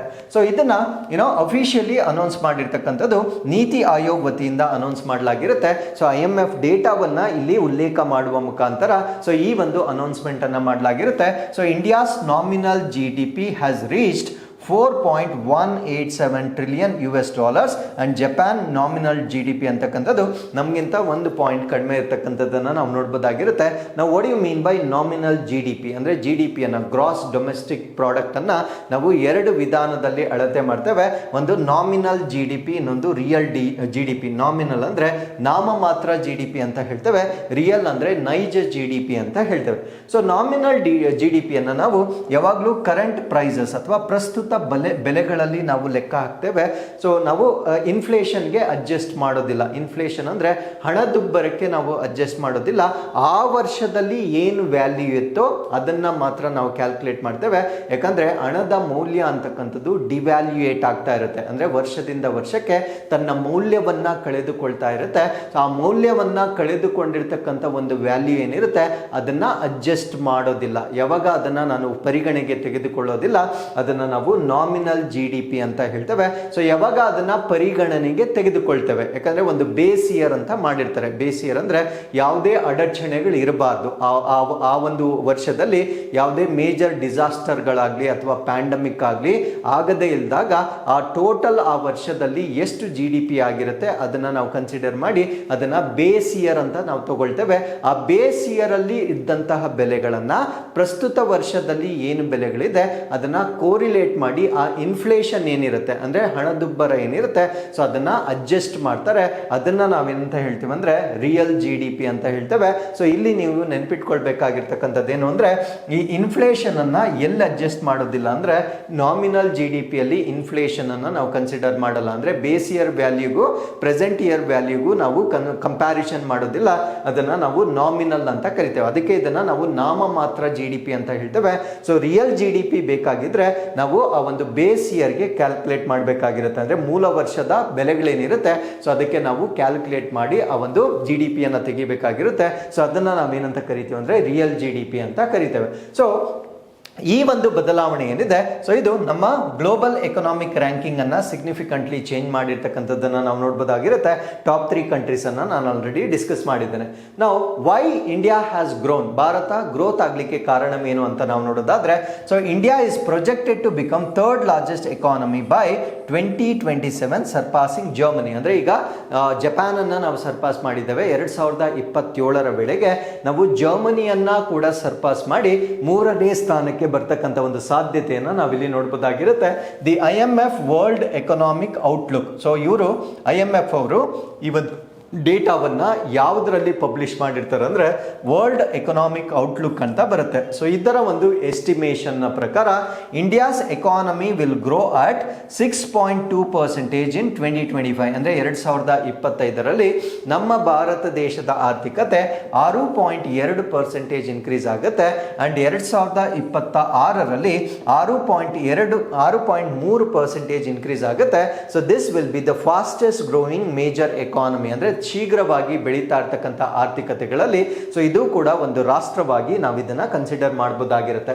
So key diversions of the growth ಅಂದರೆ ಬೆಳವಣಿಗೆಗೆ ಪ್ರಮುಖ ಅಂಶಗಳು, ಡ್ರೈವರ್ಸ್ ಆಫ್ ದಿ ಗ್ರೋತ್ ಯಾವುದು ಅಂತ ನಾವು ನೋಡೋದಾದ್ರೆ ಸ್ಟ್ರಾಂಗ್ ಡೆಮೋಗ್ರಫಿಕ್ ಅಂದರೆ ಯಂಗ್ ವರ್ಕ್ ಫೋರ್ಸ್. ಅಂದರೆ ನಮ್ಮ ಭಾರತ ದೇಶದಲ್ಲಿ ಯೂತ್ ಪಾಪ್ಯುಲೇಷನ್ ಜಾಸ್ತಿ ಇರುವ ಕಾರಣದಿಂದ ಆ ಎಕನಾಮಿಕ್ ಕಾಂಟ್ರಿಬ್ಯೂಷನ್ ಹೆಚ್ಚಾಗಿ ಆಗುವುದು ಸೊ ಈ ಒಂದು ಎಕಾನಮಿ ಇನ್ಕ್ರೀಸ್ ಆಗಲಿಕ್ಕೆ ಒಂದು ಕಾರಣವಾಗಿರುತ್ತೆ. And government initiative supporting infrastructure, digital economy and manufacturing. ಅಂದರೆ ನಮ್ಮ ಭಾರತ ಸರ್ಕಾರ ಮೂಲ ಸೌಕರ್ಯವಾಗಿರ್ಬೋದು, ಡಿಜಿಟಲ್ ಆರ್ಥಿಕತೆ ಆಗಿರ್ಬೋದು ಮತ್ತೆ ಉತ್ಪಾದನೆಯನ್ನ ಬೆಂಬಲಿಸ್ತಕ್ಕಂಥ ಸರ್ಕಾರದ ಹೊಸ ನೀತಿಗಳು ಕೂಡ ಸೊ ಇದಕ್ಕೆ ಕಾಂಟ್ರಿಬ್ಯೂಟ್ ಮಾಡಲಾಗಿರುತ್ತೆ. ಅದ್ರ ಜೊತೆಗೆ India's increasing role in supply chain and technologies exports. ಅಂದರೆ ಜಾಗತಿಕ ಮಾರುಕಟ್ಟೆಯಲ್ಲಿ ನಮ್ಮ ಭಾರತ ದೇಶದ ಒಂದು ಸಪ್ಲೈ ಚೈನ್ ಅಂದರೆ ಸರಬರಾಜು ಸರಪಳಿ ಹೆಚ್ಚಾಗಿರ್ತಕ್ಕಂಥದ್ದು. ಅದ್ರ ಜೊತೆಗೆ ತಂತ್ರಜ್ಞಾನಗಳನ್ನು ರಫ್ತು ಮಾಡ್ತಾ ಇರ್ತಕ್ಕಂಥ ಒಂದು ಹೆಚ್ಚಳ ಏನಿರುತ್ತೆ ಸೊ ಇದು ಕೂಡ ನಮ್ಮ ಎಕನಾಮಿ ಗ್ರೋ ಆಗಲಿಕ್ಕೆ ಕಾಂಟ್ರಿಬ್ಯೂಟ್ ಮಾಡಲಾಗಿರುತ್ತೆ. ಸೊ ಇಷ್ಟೆಲ್ಲ ರ್ಯಾಂಕಿಂಗ್ 4 ಇದ್ರೂ ಕೂಡ ನಮ್ಗಿರ್ತಕ್ಕಂಥ ಚಾಲೆಂಜಸ್ ಅಥವಾ ಸವಾಲುಗಳೇನು ಅಂತ ನಾವು ನೋಡೋದಾದ್ರೆ ಸೊ ಅಫ್ಕೋರ್ಸ್ ನಾವು ನಾಮಿನಲ್ GDP ಅಲ್ಲಿ ಚೆನ್ನಾಗಿ ಪರ್ಫಾರ್ಮ್ ಮಾಡಿದ್ರು ಕೂಡ ಪರ್ ಕ್ಯಾಪಿಟಾ ಇನ್ಕಮ್ ಅಂತಕ್ಕಂಥದ್ದು ತುಂಬಾ ಕಡಿಮೆ ಇರುತ್ತೆ. ಪರ್ ಕ್ಯಾಪಿಟಾ ಅಂದರೆ ತಲಾವಾರು ಆದಾಯ ಅಂತ ಹೇಳ್ತೇವೆ. ತಲಾವಾರು ಆದಾಯ ಅಂದರೆ ನಮ್ಮ ದೇಶದ ಒಟ್ಟು GDP ಆ್ಯಂಡ್ ಟೋಟಲ್ ಪಾಪ್ಯುಲೇಷನ್ ಇವೆರಡನ್ನ ನಾವು ಡಿವೈಡ್ ಮಾಡಿದಾಗ ಪ್ರತಿಯೊಂದು ವ್ಯಕ್ತಿಯ ಅರ್ನಿಂಗ್ ಎಷ್ಟಿರುತ್ತೆ ಅಂತ ಬರುತ್ತೆ. ಸೊ ಅದನ್ನು ನಾವು ಪರ್ ಕ್ಯಾಪಿಟಾ ಇನ್ಕಮ್ ಅಂತ ಹೇಳ್ತೇವೆ. ಸೊ GDP ನಾಮಿನಲ್ GDP ಅಲ್ಲಂತೂ ನಾವು 4th ಪ್ಲೇಸಲ್ಲಿ ಇದ್ದೇವೆ. ಬಟ್ ಪರ್ ಕ್ಯಾಪಿಟಾದಲ್ಲಿ ನಾವು ಜಪಾನ್ಗೆ ಹೋಲಿಕೆ ಮಾಡಿಕೊಂಡಾಗ ಇಂಡಿಯಾ ಪರ್ ಕ್ಯಾಪಿಟಾ ಇನ್ಕಮ್ ಅಂತಕ್ಕಂಥದ್ದು $2,880 ಇದ್ರೆ ಜಪಾನ್ನ ಪರ್ ಕ್ಯಾಪಿಟಾ ಇನ್ಕಮ್ ಅಂತಕ್ಕಂಥದ್ದು $33,960 US ಇರುತ್ತೆ. You can see the huge gap here. So ಈ ಒಂದು ಹ್ಯೂಜ್ ಗ್ಯಾಪ್ ಇರಲಿಕ್ಕೆ ಕಾರಣ ಏನು ಅಂದರೆ ಭಾರತ ದೇಶ ಅತ್ಯಂತ ಹೆಚ್ಚು ಜನಸಂಖ್ಯೆಯನ್ನ ಹೊಂದಿರತಕ್ಕಂಥ ರಾಷ್ಟ್ರವಾಗಿರುತ್ತೆ. ಸೊ ಇಷ್ಟು ಜನಸಂಖ್ಯೆಗೆ ಆಕ್ಚುಲಿ ನಮ್ಮ ಪರ್ ಕ್ಯಾಪಿಟಾ ಇನ್ಕಮ್ ಬಹಳ ಜಾಸ್ತಿ ಇರಬೇಕಾಗಿತ್ತು. ಬಟ್ ಓವರ್ ಆಲ್ GDP ಅನ್ನ ನೋಡಿದ್ರೆ ನಾವು 4th ಪ್ಲೇಸ್ ಅಲ್ಲಿ ಇದ್ದೇವೆ. ಬಟ್ ಜನಸಂಖ್ಯೆಯ ಆಧಾರದ ಮೇಲೆ ನಾವು ಕ್ಯಾಲ್ಕುಲೇಟ್ ಮಾಡಿದಾಗ ಜಪಾನ್ಗಿಂತ ಬಹಳ ದೂರದಲ್ಲಿರ್ತಕ್ಕಂಥದ್ದನ್ನ ನಾವು ನೋಡ್ಬೋದಾಗಿರುತ್ತೆ. ಇದಕ್ಕೆ ಮುಖ್ಯ ಕಾರಣ ಇನ್ಕಮ್ ಇನ್ಇಕ್ವಾಲಿಟೀಸ್, ಅಂದ್ರೆ ನಮ್ಮ ಭಾರತ ದೇಶದಲ್ಲಿ ಈ ಆರ್ಥಿಕ ಅಸಮಾನತೆ ಏನಿದೆ ಅಂದ್ರೆ richest is very rich and poorest is very poor and rich is becoming always rich and poor is even push to poverty ಅಂತಕ್ಕಂಥ ಒಂದು ಸಿಸ್ಟಮ್ ಏನಿದೆ ಅಂದ್ರೆ ಕಾರ್ನರ್ ಥಿಯರಿ ಅಂತ ಹೇಳ್ತೇವೆ. ಕಾರ್ನರ್ ಥಿಯರಿ ಅಂದ್ರೆ ಭಾರತ ದೇಶದಲ್ಲಿ ಬಹಳ ಕಡಿಮೆ ಪಾಪ್ಯುಲೇಷನ್ ಹತ್ರ ಹೆಚ್ಚು ವೆಲ್ತ್ ಇರುತ್ತೆ ಅಂಡ್ ಬಹಳ ಜಾಸ್ತಿ ಪಾಪ್ಯುಲೇಷನ್ ಹತ್ರ ಕಡಿಮೆ ವೆಲ್ತ್ ಇರುತ್ತೆ. ಸೊ ಈ ಒಂದು ಡಿಸ್ಪ್ಯಾರಿಟಿ ಏನಿದೆ, ಸೊ ಈ ಒಂದು ಕಾರಣದಿಂದ ನಮ್ಮ ಭಾರತ ದೇಶದ ಪರ್ ಕ್ಯಾಪಿಟಾ ಇನ್ಕಮ್ ಅಂತಕ್ಕಂಥದ್ದು ಜಪಾನ್ಗಿಂತ ಬಹಳ ದೂರದಲ್ಲಿರ್ತಕ್ಕಂಥದ್ದು ಒಂದು ಸವಾಲಿನ ಸಂಗತಿಯಾಗಿರುತ್ತೆ. ಅದ್ರ ಜೊತೆಗೆ ಸ್ಟ್ರಾಟಜಿಕ್ ಇಂಪ್ಲಿಕೇಶನ್ ಅಂದ್ರೆ ಕಾರ್ಯತಂತ್ರದ ಪರಿಣಾಮಗಳನ್ನು ನಾವು ನೋಡೋದಾದ್ರೆ ಈ strengthens India's global economic influence and trade partnership. ಅಂದ್ರೆ ಆಬ್ವಿಯಸ್ಲಿ ಭಾರತ ದೇಶದ ಜಾಗತಿಕ ಆರ್ಥಿಕತೆ ಪ್ರಭಾವ ಈಗ ಹೆಚ್ಚಾಗುತ್ತೆ. ಯಾಕಂದ್ರೆ ಯಾವುದೇ ರಾಷ್ಟ್ರ ಒಂದು ಆರ್ಥಿಕತೆಯಲ್ಲಿ ಮುಂದುವರೆದಿದ್ದರೆ ಸೊ ಬಹಳಷ್ಟು ರಾಷ್ಟ್ರಗಳು ನಮ್ಮೊಂದಿಗೆ ಟ್ರೇಡ್ ಮಾಡಲಿಕ್ಕೆ ಒಂದು ಒಲವನ್ನ ತೋರಿಸ್ತಾರೆ. ಸೊ ವ್ಯಾಪಾರ ಪಾಲುದಾರಿಕೆ ಕೂಡ ಹೆಚ್ಚಾಗ್ತಕ್ಕಂಥದ್ದನ್ನ ನಾವು ನೋಡ್ಬೋದಾಗಿರುತ್ತೆ. ಅದ್ರ ಜೊತೆಗೆ so India will become key player in international policy making. ಅಂದ್ರೆ ಅಂತಾರಾಷ್ಟ್ರೀಯ ಮಟ್ಟದಲ್ಲಿ ನೀತಿಗಳನ್ನ ರೂಪಿಸುವಲ್ಲಿ ನಮ್ಮ ಭಾರತ ದೇಶ ಕೂಡ ಪ್ರಮುಖವಾದ ಪಾತ್ರವನ್ನ ವಹಿಸ್ತಕ್ಕಂಥದ್ದನ್ನ ನಾವು ನೋಡ್ಬೋದಾಗಿರುತ್ತೆ. And it also encourages further investment in technology, defence and infrastructure, ತಂತ್ರಜ್ಞಾನ, ರಕ್ಷಣೆ ಮತ್ತೆ ಮೂಲಸೌಕರ್ಯಗಳ ಕ್ಷೇತ್ರಗಳಲ್ಲಿ ಇನ್ನೂ ಹೆಚ್ಚಿನ ಹೂಡಿಕೆಯನ್ನ ನಾವು ಎಕ್ಸ್ಪೆಕ್ಟ್ ಮಾಡಬಹುದಾಗಿರುತ್ತೆ. ಹಾಗಿದ್ರೆ ಇಲ್ಲಿ ಈ ಒಂದು ವರದಿಯನ್ನು ಕೊಟ್ಟಿರತಕ್ಕಂಥ ನೀತಿ ಆಯೋಗದ ಬಗ್ಗೆ ನಾವು ಬೇಸಿಕ್ ಮಾಹಿತಿಯನ್ನು ಡಿಸ್ಕಸ್ ಮಾಡೋದಾದ್ರೆ ಫಸ್ಟ್ ಇದರ ಫುಲ್ ಫಾರ್ಮ್ ನಮಗೆ ಗೊತ್ತಿರಬೇಕು. ಇದನ್ನು ನಾವು national institution for transforming India ಅಂತ ಹೇಳ್ತೇವೆ. ಸೊ ಇದು ನಮ್ಮ ಭಾರತ ದೇಶದ ಪಾಲಿಸಿ ಥಿಂಕ್ ಟ್ಯಾಂಕ್ ಆಗಿರುತ್ತೆ. ಅಂದ್ರೆ ನೀತಿಗಳನ್ನು ರೂಪಿಸ್ತಕ್ಕಂಥ ಒಂದು ಥಿಂಕ್ ಟ್ಯಾಂಕ್, ಅಂದ್ರೆ ಚಿಂತಕರ ಚಾವಡಿಯಾಗಿ ನಾವು ನೀತಿ ಆಯೋಗನ ಕನ್ಸಿಡರ್ ಮಾಡಬಹುದಾಗಿರುತ್ತೆ. To drive economic development and cooperative federalism, ಅಂದ್ರೆ ನಮ್ಮ ಭಾರತ ದೇಶದಲ್ಲಿ ಆರ್ಥಿಕ ಅಭಿವೃದ್ಧಿಯನ್ನ ಮುನ್ನಡೆಸ್ತಕ್ಕಂಥದ್ದು ಮತ್ತೆ ನಮ್ಮ ಭಾರತ ದೇಶದ ಒಂದು ಒಕ್ಕೂಟ ವ್ಯವಸ್ಥೆ ಏನಿರುತ್ತೆ ಅಂದ್ರೆ ರಾಜ್ಯ ಸರ್ಕಾರಗಳನ್ನು ಕೂಡ ಸಮಾನವಾಗಿ ಪರಿಗಣಿಸ್ತಕ್ಕಂಥ ಒಂದು ವ್ಯವಸ್ಥೆಯನ್ನ ನಾವೇನಂತ ಕರಿತೀವಿ ಅಂದ್ರೆ ನೀತಿ ಆಯೋಗ ಅಂತ ಕರಿತೇವೆ. ನಾವು ಇದು ಫಾರ್ಮೇಶನ್ ಆಗಿದ್ದೆ ಅವಾಗ ಇದ್ರ ಪರ್ಪಸ್ ಏನು ಅಂತ ನಾವು ನೋಡೋದಾದ್ರೆ so it was established on January 1, 2015. ಜನವರಿ 1, 2015 ಇದನ್ನ ಸ್ಥಾಪನೆ ಮಾಡಲಾಗುತ್ತೆ. ಸೊ ಇದಕ್ಕಿಂತ ಮುಂಚೆ ನಾವು ಪ್ಲಾನಿಂಗ್ ಕಮಿಷನ್ ಅಂತ ಹೇಳ್ತಾ ಇದ್ವಿ. ಸೊ ಈ ಒಂದು ಯೋಜನಾ ಆಯೋಗವನ್ನ ರೀಪ್ಲೇಸ್ ಮಾಡುವ ಮುಖಾಂತರ ಜನವರಿ 1, 2015 ಇದನ್ನ ರಚನೆ ಮಾಡಲಾಗಿರುತ್ತೆ. ಸೊ ಇದರ ಫಂಕ್ಷನ್ಸ್ ಏನು ಅಂತ ನಾವು ನೋಡೋದಾದ್ರೆ ಪಾಲಿಸಿ ಅಡ್ವೈಸರಿ ಬಾಡಿ, ಅಂದ್ರೆ ನೀತಿಗಳನ್ನ ರೂಪಿಸಲಿಕ್ಕೆ ಸರ್ಕಾರಗಳಿಗೆ ಶಿಫಾರಸುಗಳನ್ನ ಮಾಡ್ತಕ್ಕಂಥದ್ದು. Focusing on long term strategic planning, ಅಂದ್ರೆ ದೀರ್ಘಾವಧಿಯ ಒಂದು ಕಾರ್ಯತಂತ್ರದ ಯೋಜನೆಗಳನ್ನ ರೂಪಿಸಲಿಕ್ಕೆ ಇದು ಕಾಂಟ್ರಿಬ್ಯೂಟ್ ಮಾಡ್ತಕ್ಕಂಥದ್ದನ್ನ ನಾವು ನೋಡಬಹುದಾಗಿರುತ್ತೆ. ಅದ್ರ ಜೊತೆಗೆ it also encourages state participation in economic policy making through bottom up approach. Bottom up approach ಅಂದ್ರೆ ಸೊ ತಳದಿಂದ ಮೇಲಕ್ಕೆ, ಅಂದ್ರೆ ರಾಜ್ಯಗಳಿಂದ ಕೇಂದ್ರದ ಕಡೆಗೆ. ಸೊ ಈ ಒಂದು ಬಾಟಮ್ ಅಪ್ ಅಪ್ರೋಚ್ ಅನ್ನ ಇದು ಇನ್ಕ್ಲೂಡ್ ಮಾಡಿಕೊಳ್ಳುವ ಮುಖಾಂತರ ಯಾವುದೇ ಒಂದು ಆರ್ಥಿಕತೆಗೆ ಸಂಬಂಧಪಟ್ಟಂತೆ ಪಾಲಿಸಿಗಳನ್ನ ಮಾಡುವಾಗ ರಾಜ್ಯ ಸರ್ಕಾರಗಳಿಗೂ ಅಥವಾ ಕೇಂದ್ರಾಡಳಿತ ಪ್ರದೇಶಗಳಿಗೂ ಕೂಡ ಸೊ ಮಾನ್ಯತೆಯನ್ನ ನೀಡುವ ಒಂದು ವ್ಯವಸ್ಥೆಯನ್ನ ನಾವೇನಂತ ಕರಿತೀವಿ ಅಂದ್ರೆ ನೀತಿ ಆಯೋಗ ಅಂತ ಕರಿತೇವೆ. ಸೊ ಇದರ ಚೇರ್ ಪರ್ಸನ್ ಯಾರಾಗಿರ್ತಾರೆ, ಅಧ್ಯಕ್ಷರು ಯಾರಾಗಿರ್ತಾರೆ ಅಂದ್ರೆ ಆ ಸಮಯದಲ್ಲಿ ಯಾರು ಪ್ರೈಮ್ ಮಿನಿಸ್ಟರ್ ಆಗಿರ್ತಾರೆ ಅಥವಾ ಪ್ರಧಾನ ಮಂತ್ರಿಗಳಾಗಿರ್ತಾರೆ ಸೊ ಅವರು ಇದರ ಅಧ್ಯಕ್ಷತೆಯನ್ನು ವಹಿಸ್ತಾರೆ. ವೈಸ್ ಚೇರ್ ಪರ್ಸನ್ ಯಾರಾಗಿರ್ತಾರೆ ಅಂದ್ರೆ so they are appointed by prime minister, ಅಂದ್ರೆ ಉಪಾಧ್ಯಕ್ಷರನ್ನ ಪ್ರಧಾನ ಮಂತ್ರಿಗಳು ನೇಮಿಸ್ತಕ್ಕಂಥ ಒಂದು ವ್ಯವಸ್ಥೆಯನ್ನ ನಾವು ನೋಡಬಹುದಾಗಿರುತ್ತೆ. ಅದ್ರ ಜೊತೆಗೆ ಚೀಫ್ ಎಕ್ಸಿಕ್ಯೂಟಿವ್ ಆಫೀಸರ್ ಅಥವಾ ಸಿಇಒ ಅಂತ ಬರ್ತಾರೆ. ಸೊ ಇವರು overseas implementation of the policies, ಅಂದ್ರೆ ನೀತಿ ಆಯೋಗ ಪ್ರೊಡ್ಯೂಸ್ ಮಾಡ್ತಕ್ಕಂಥ ಅಥವಾ ಅದು ರೂಪಿಸ್ತಕ್ಕಂಥ ನೀತಿಗಳನ್ನ ಅನುಷ್ಠಾನ ಮಾಡ್ತಕ್ಕಂಥ ಜವಾಬ್ದಾರಿಯನ್ನ ಸಿಇಒ ಮೇಲ್ವಿಚಾರಣೆ ಮಾಡ್ತಕ್ಕಂಥದ್ದನ್ನ ನಾವು ನೋಡಬಹುದಾಗಿರುತ್ತೆ. So it includes chief ministers and lieutenant governors and experts from the various fields, ಅಂದ್ರೆ ಇಲ್ಲಿ ವಿವಿಧ ರಾಜ್ಯಗಳ ಮುಖ್ಯಮಂತ್ರಿಗಳು, ಲೆಫ್ಟಿನೆಂಟ್ ಗವರ್ನರ್ಗಳು, ಅದರ ಜೊತೆಗೆ ವಿವಿಧ ಕ್ಷೇತ್ರಗಳ ತಜ್ಞರನ್ನು ಕೂಡ ನೀತಿ ಆಯೋಗ್ನಲ್ಲಿ ನಾವು ನೋಡ್ಬೋದಾಗಿರುತ್ತೆ. ಸೊ ನೀತಿ ಆಯೋಗ್ ಬಗ್ಗೆ ಕಂಪ್ಲೀಟ್ ಮಾಹಿತಿಯನ್ನು ನಾವಿಲ್ಲಿ ಡಿಸ್ಕಸ್ ಮಾಡೋದಾದ್ರೆ, ಚೇರ್ಪರ್ಸನ್ ನಮ್ಗೆ ಆಲ್ರೆಡಿ ಗೊತ್ತಾಗಿದೆ. ಸೊ ಇವ್ರನ್ನ ನಾವು ಎಕ್ಸ್ ಅಫಿಷಿಯೋ ಚೇರ್ಮನ್ ಅಥವಾ ಪದ ನಿಮಿತ್ತ ಚೇರ್ಮನ್ ಅಂತ ಹೇಳ್ಬೋದಾಗಿರುತ್ತೆ. ಸೊ ವೈಸ್ ಚೇರ್ಪರ್ಸನ್ ಅನ್ನ ಪ್ರೈಮ್ ಮಿನಿಸ್ಟರ್ ಆಯ್ಕೆ ಮಾಡ್ತಾರೆ.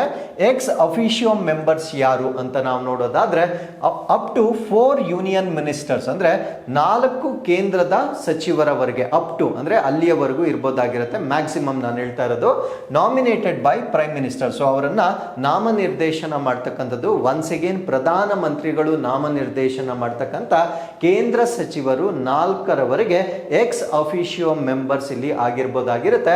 ಅಂಡ್ ಸಿಇಒ ಯಾರಿರ್ತಾರೆ, ಸೊ ಇವರನ್ನ ಪ್ರೈಮ್ ಮಿನಿಸ್ಟರ್ ಅಪಾಯಿಂಟ್ ಮಾಡ್ತಾರೆ ವಿತ್ ಸೆಕ್ರೆಟರಿ ಲೆವೆಲ್ ರ್ಯಾಂಕ್, ಅಂದ್ರೆ ಸೆಕ್ರೆಟರಿಯ ಶ್ರೇಣಿಯಲ್ಲಿ ಇರ್ತಕ್ಕಂಥವರನ್ನ ಸೊ ಈ ಒಂದು ನೀತಿ ಆಯೋಗಕ್ಕೆ ಚೀಫ್ ಎಕ್ಸಿಕ್ಯೂಟಿವ್ ಆಫೀಸರ್ ಆಗಿ ಪ್ರೈಮ್ ಮಿನಿಸ್ಟರ್ ನೇಮಕ ಮಾಡ್ತಕ್ಕಂಥದ್ದು ಒಂದು ಪದ್ಧತಿ ಆಗಿರುತ್ತೆ.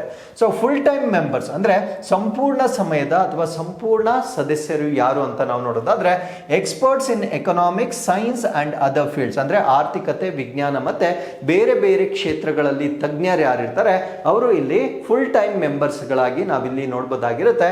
ಅಂಡ್ ಸ್ಪೆಷಲ್ ಇನ್ವೈಟೀಸ್ ಅಂದ್ರೆ ವಿಶೇಷ ಆಹ್ವಾನಿತರು ಯಾರಾಗಿರ್ತಾರೆ ಅಂದ್ರೆ specialist and practitioners from diverse domains ಅಂದ್ರೆ ಬೇರೆ ಬೇರೆ ಡೊಮೈನ್ಗಳಿಗೆ ಸಂಬಂಧಪಟ್ಟಂತೆ ಸ್ಪೆಷಲಿಸ್ಟ್ ಗಳನ್ನ ಇಲ್ಲಿ ಸ್ಪೆಷಲ್ ಇನ್ವೈಟೀಸ್ ಆಗಿ ಇಲ್ಲಿ ಆಹ್ವಾನ ಮಾಡ್ತಕ್ಕಂಥದ್ದು ಒಂದು ವ್ಯವಸ್ಥೆ ಆಗಿರುತ್ತೆ. ಸೊ ಇದರ ಗವರ್ನಿಂಗ್ ಕೌನ್ಸಿಲ್ ಅಂದ್ರೆ ಆಡಳಿತ ಒಂದು ಕೌನ್ಸಿಲ್ ಹೇಗಿರುತ್ತೆ ಅಂತ ನಾವು ನೋಡೋದಾದ್ರೆ, chief minister and lieutenant governors of union territories ಅಂದ್ರೆ chief ministers of the states ಅನ್ನ ನಾವು ನೋಡಬಹುದಾಗಿರುತ್ತೆ. ಮತ್ತೆ ಯುಟಿಸ್ಗೆ ಬಂದಾಗ lieutenant governors of the union territories ಅನ್ನ ನಾವು ಗವರ್ನಿಂಗ್ ಕೌನ್ಸಿಲ್ ಆಗಿ ನಾವು ನೀತಿ ಆಯೋಗದಲ್ಲಿ ನೋಡಬಹುದಾಗಿರುತ್ತೆ. ಇದರ ಜೊತೆಗೆ ರೀಜನಲ್ ಕೌನ್ಸಿಲ್ ಅಂತ ಕೂಡ ಇರುತ್ತೆ, ಅಂದ್ರೆ ಪ್ರಾದೇಶಿಕವಾಗಿರ್ತಕ್ಕಂಥ ಕೌನ್ಸಿಲ್ ಅಂತ ಕೂಡ ಇರುತ್ತೆ. ಸೊ ಇದರಲ್ಲಿ chief minister and lieutenant governors chaired by prime minister are is nominee. So ಇಲ್ಲಿ ರೀಜನಲ್ ಕೌನ್ಸಿಲ್ ಅಂತ ಬಂದಾಗ ಚೀಫ್ ಮಿನಿಸ್ಟರ್ ಮತ್ತೆ ಲೆಫ್ಟಿನೆಂಟ್ ಗವರ್ನರ್ ಇರ್ತಾರೆ. ಸೊ ಇದರ ಅಧ್ಯಕ್ಷತೆಯನ್ನ ಪ್ರಧಾನಮಂತ್ರಿಗಳು ವಹಿಸಬಹುದಾಗಿರುತ್ತೆ ಅಥವಾ ಪ್ರಧಾನಮಂತ್ರಿಗಳು ಯಾರನ್ನಾದ್ರೂ ನಾಮಿನಿ ಆಗಿ ಅಪಾಯಿಂಟ್ ಮಾಡಬಹುದಾಗಿರುತ್ತೆ. ಸೊ ಅವರು ಈ ಒಂದು ರೀಜನಲ್ ಕೌನ್ಸಿಲ್ ಅಲ್ಲಿ ಪಾರ್ಟಿಸಿಪೇಟ್ ಮಾಡ್ತಕ್ಕಂಥದ್ದನ್ನ ನಾವು ನೋಡಬಹುದಾಗಿರುತ್ತೆ. ಸೊ ನೀತಿ ಆಯೋಗ್ನ 7 ಪಿಲ್ಲರ್ಸ್ 7 ಆಧಾರ ಸ್ತಂಭಗಳು ಯಾವುದು ಅಂದ್ರೆ, ಪ್ರೋ ಪೀಪಲ್ ಅಂದ್ರೆ ಜನರಿಗೋಸ್ಕರ ನೀತಿಗಳನ್ನ ಮಾಡ್ತಕ್ಕಂಥದ್ದು, ಪ್ರೋ ಆಕ್ಟಿವಿಟಿ ಅಂದ್ರೆ ಸಿಟಿಸನ್ ನೀಡ್ಸ್ ಏನಿದ್ದಾವೆ ಅದಕ್ಕೆ ಸಂಬಂಧಪಟ್ಟಂತೆ ಚಟುವಟಿಕೆಗಳನ್ನ ಮಾಡ್ತಕ್ಕಂಥದ್ದು, ಪಾರ್ಟಿಸಿಪೇಷನ್ ಅಂದ್ರೆ ಸಿಟಿಸನ್ರಿ ಅಂದ್ರೆ ನಮ್ಮನ್ನ ರೆಪ್ರೆಸೆಂಟ್ ಮಾಡ್ತಕ್ಕಂಥವ್ರು ನಮ್ಮ ಮುಖ್ಯಮಂತ್ರಿಗಳು. ಸೊ ಆ ಒಂದು ಪಾರ್ಟಿಸಿಪೇಟರಿ ಮೆಕ್ಯಾನಿಸಮ್ ಅನ್ನ ನಾವು ನೀತಿ ಆಯೋಗದಲ್ಲಿ ನೋಡಬಹುದಾಗಿರುತ್ತೆ. Inclusion of all SC ST OBC minorities, ಗರೀಬ್ ಕಿಸಾನ್ ಎಲ್ಲರನ್ನು ಸೇರಿಸ್ಕೊಂಡಿರ್ತಾರೆ. ಬಡವರು, ರೈತರು, ಹಿಂದುಳಿದ ವರ್ಗದವರು, ಪರಿಶಿಷ್ಟ ಜಾತಿ, ಪರಿಶಿಷ್ಟ ಪಂಗಡ ಎಲ್ಲರನ್ನು ಇನ್ಕ್ಲೂಸಿವ್ ಆಗಿರ್ತಕ್ಕಂಥ ಒಂದು ವ್ಯವಸ್ಥೆ ಆಗಿರುತ್ತೆ.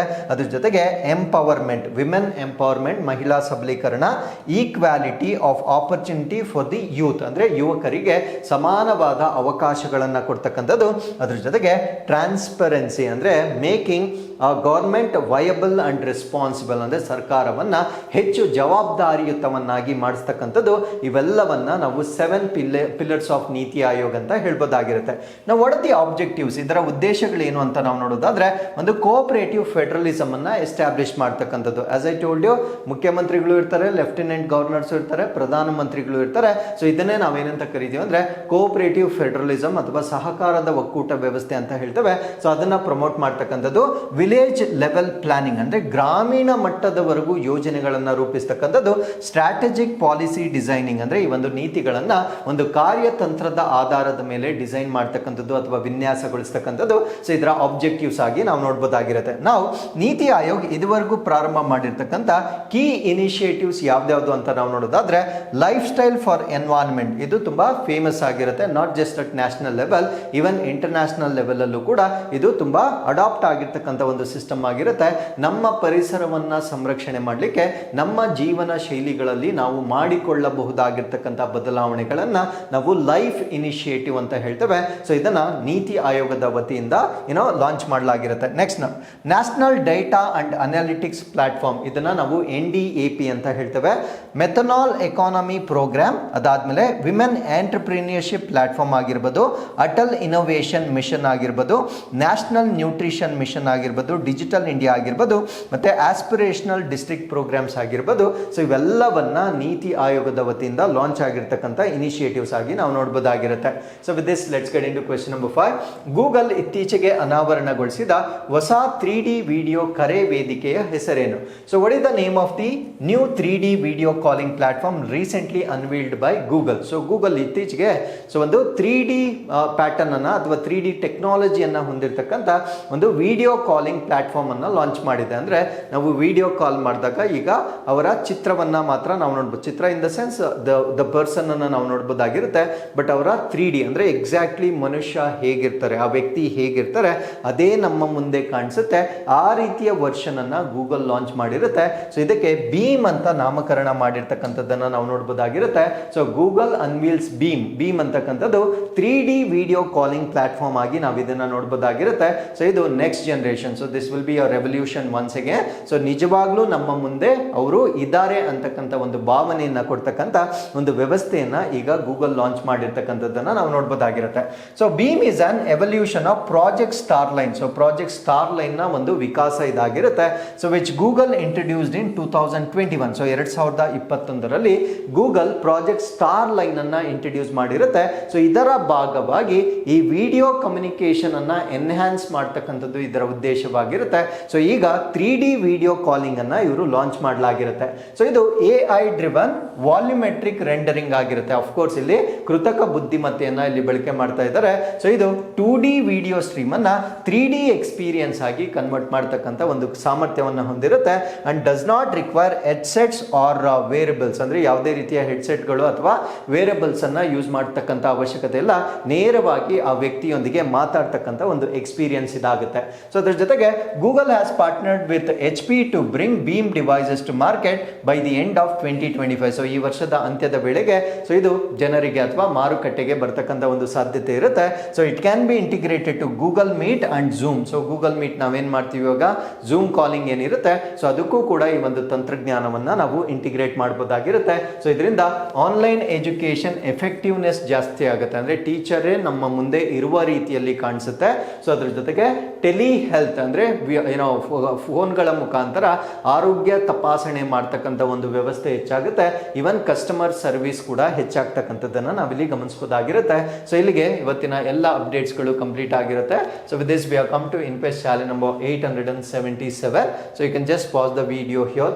This is question number 1 and this is question number 2. So ಇಲ್ಲಿಗೆ ಸೊ ಇವತ್ತಿನ ಎಲ್ಲ ಅಪ್ಡೇಟ್ಗಳನ್ನು ಕಂಪ್ಲೀಟ್ ಮಾಡಿರ್ತೇವೆ. So once again I'll meet you tomorrow with tomorrow's updates. Till then keep reading, take care of yourselves and thank you very much for watching this.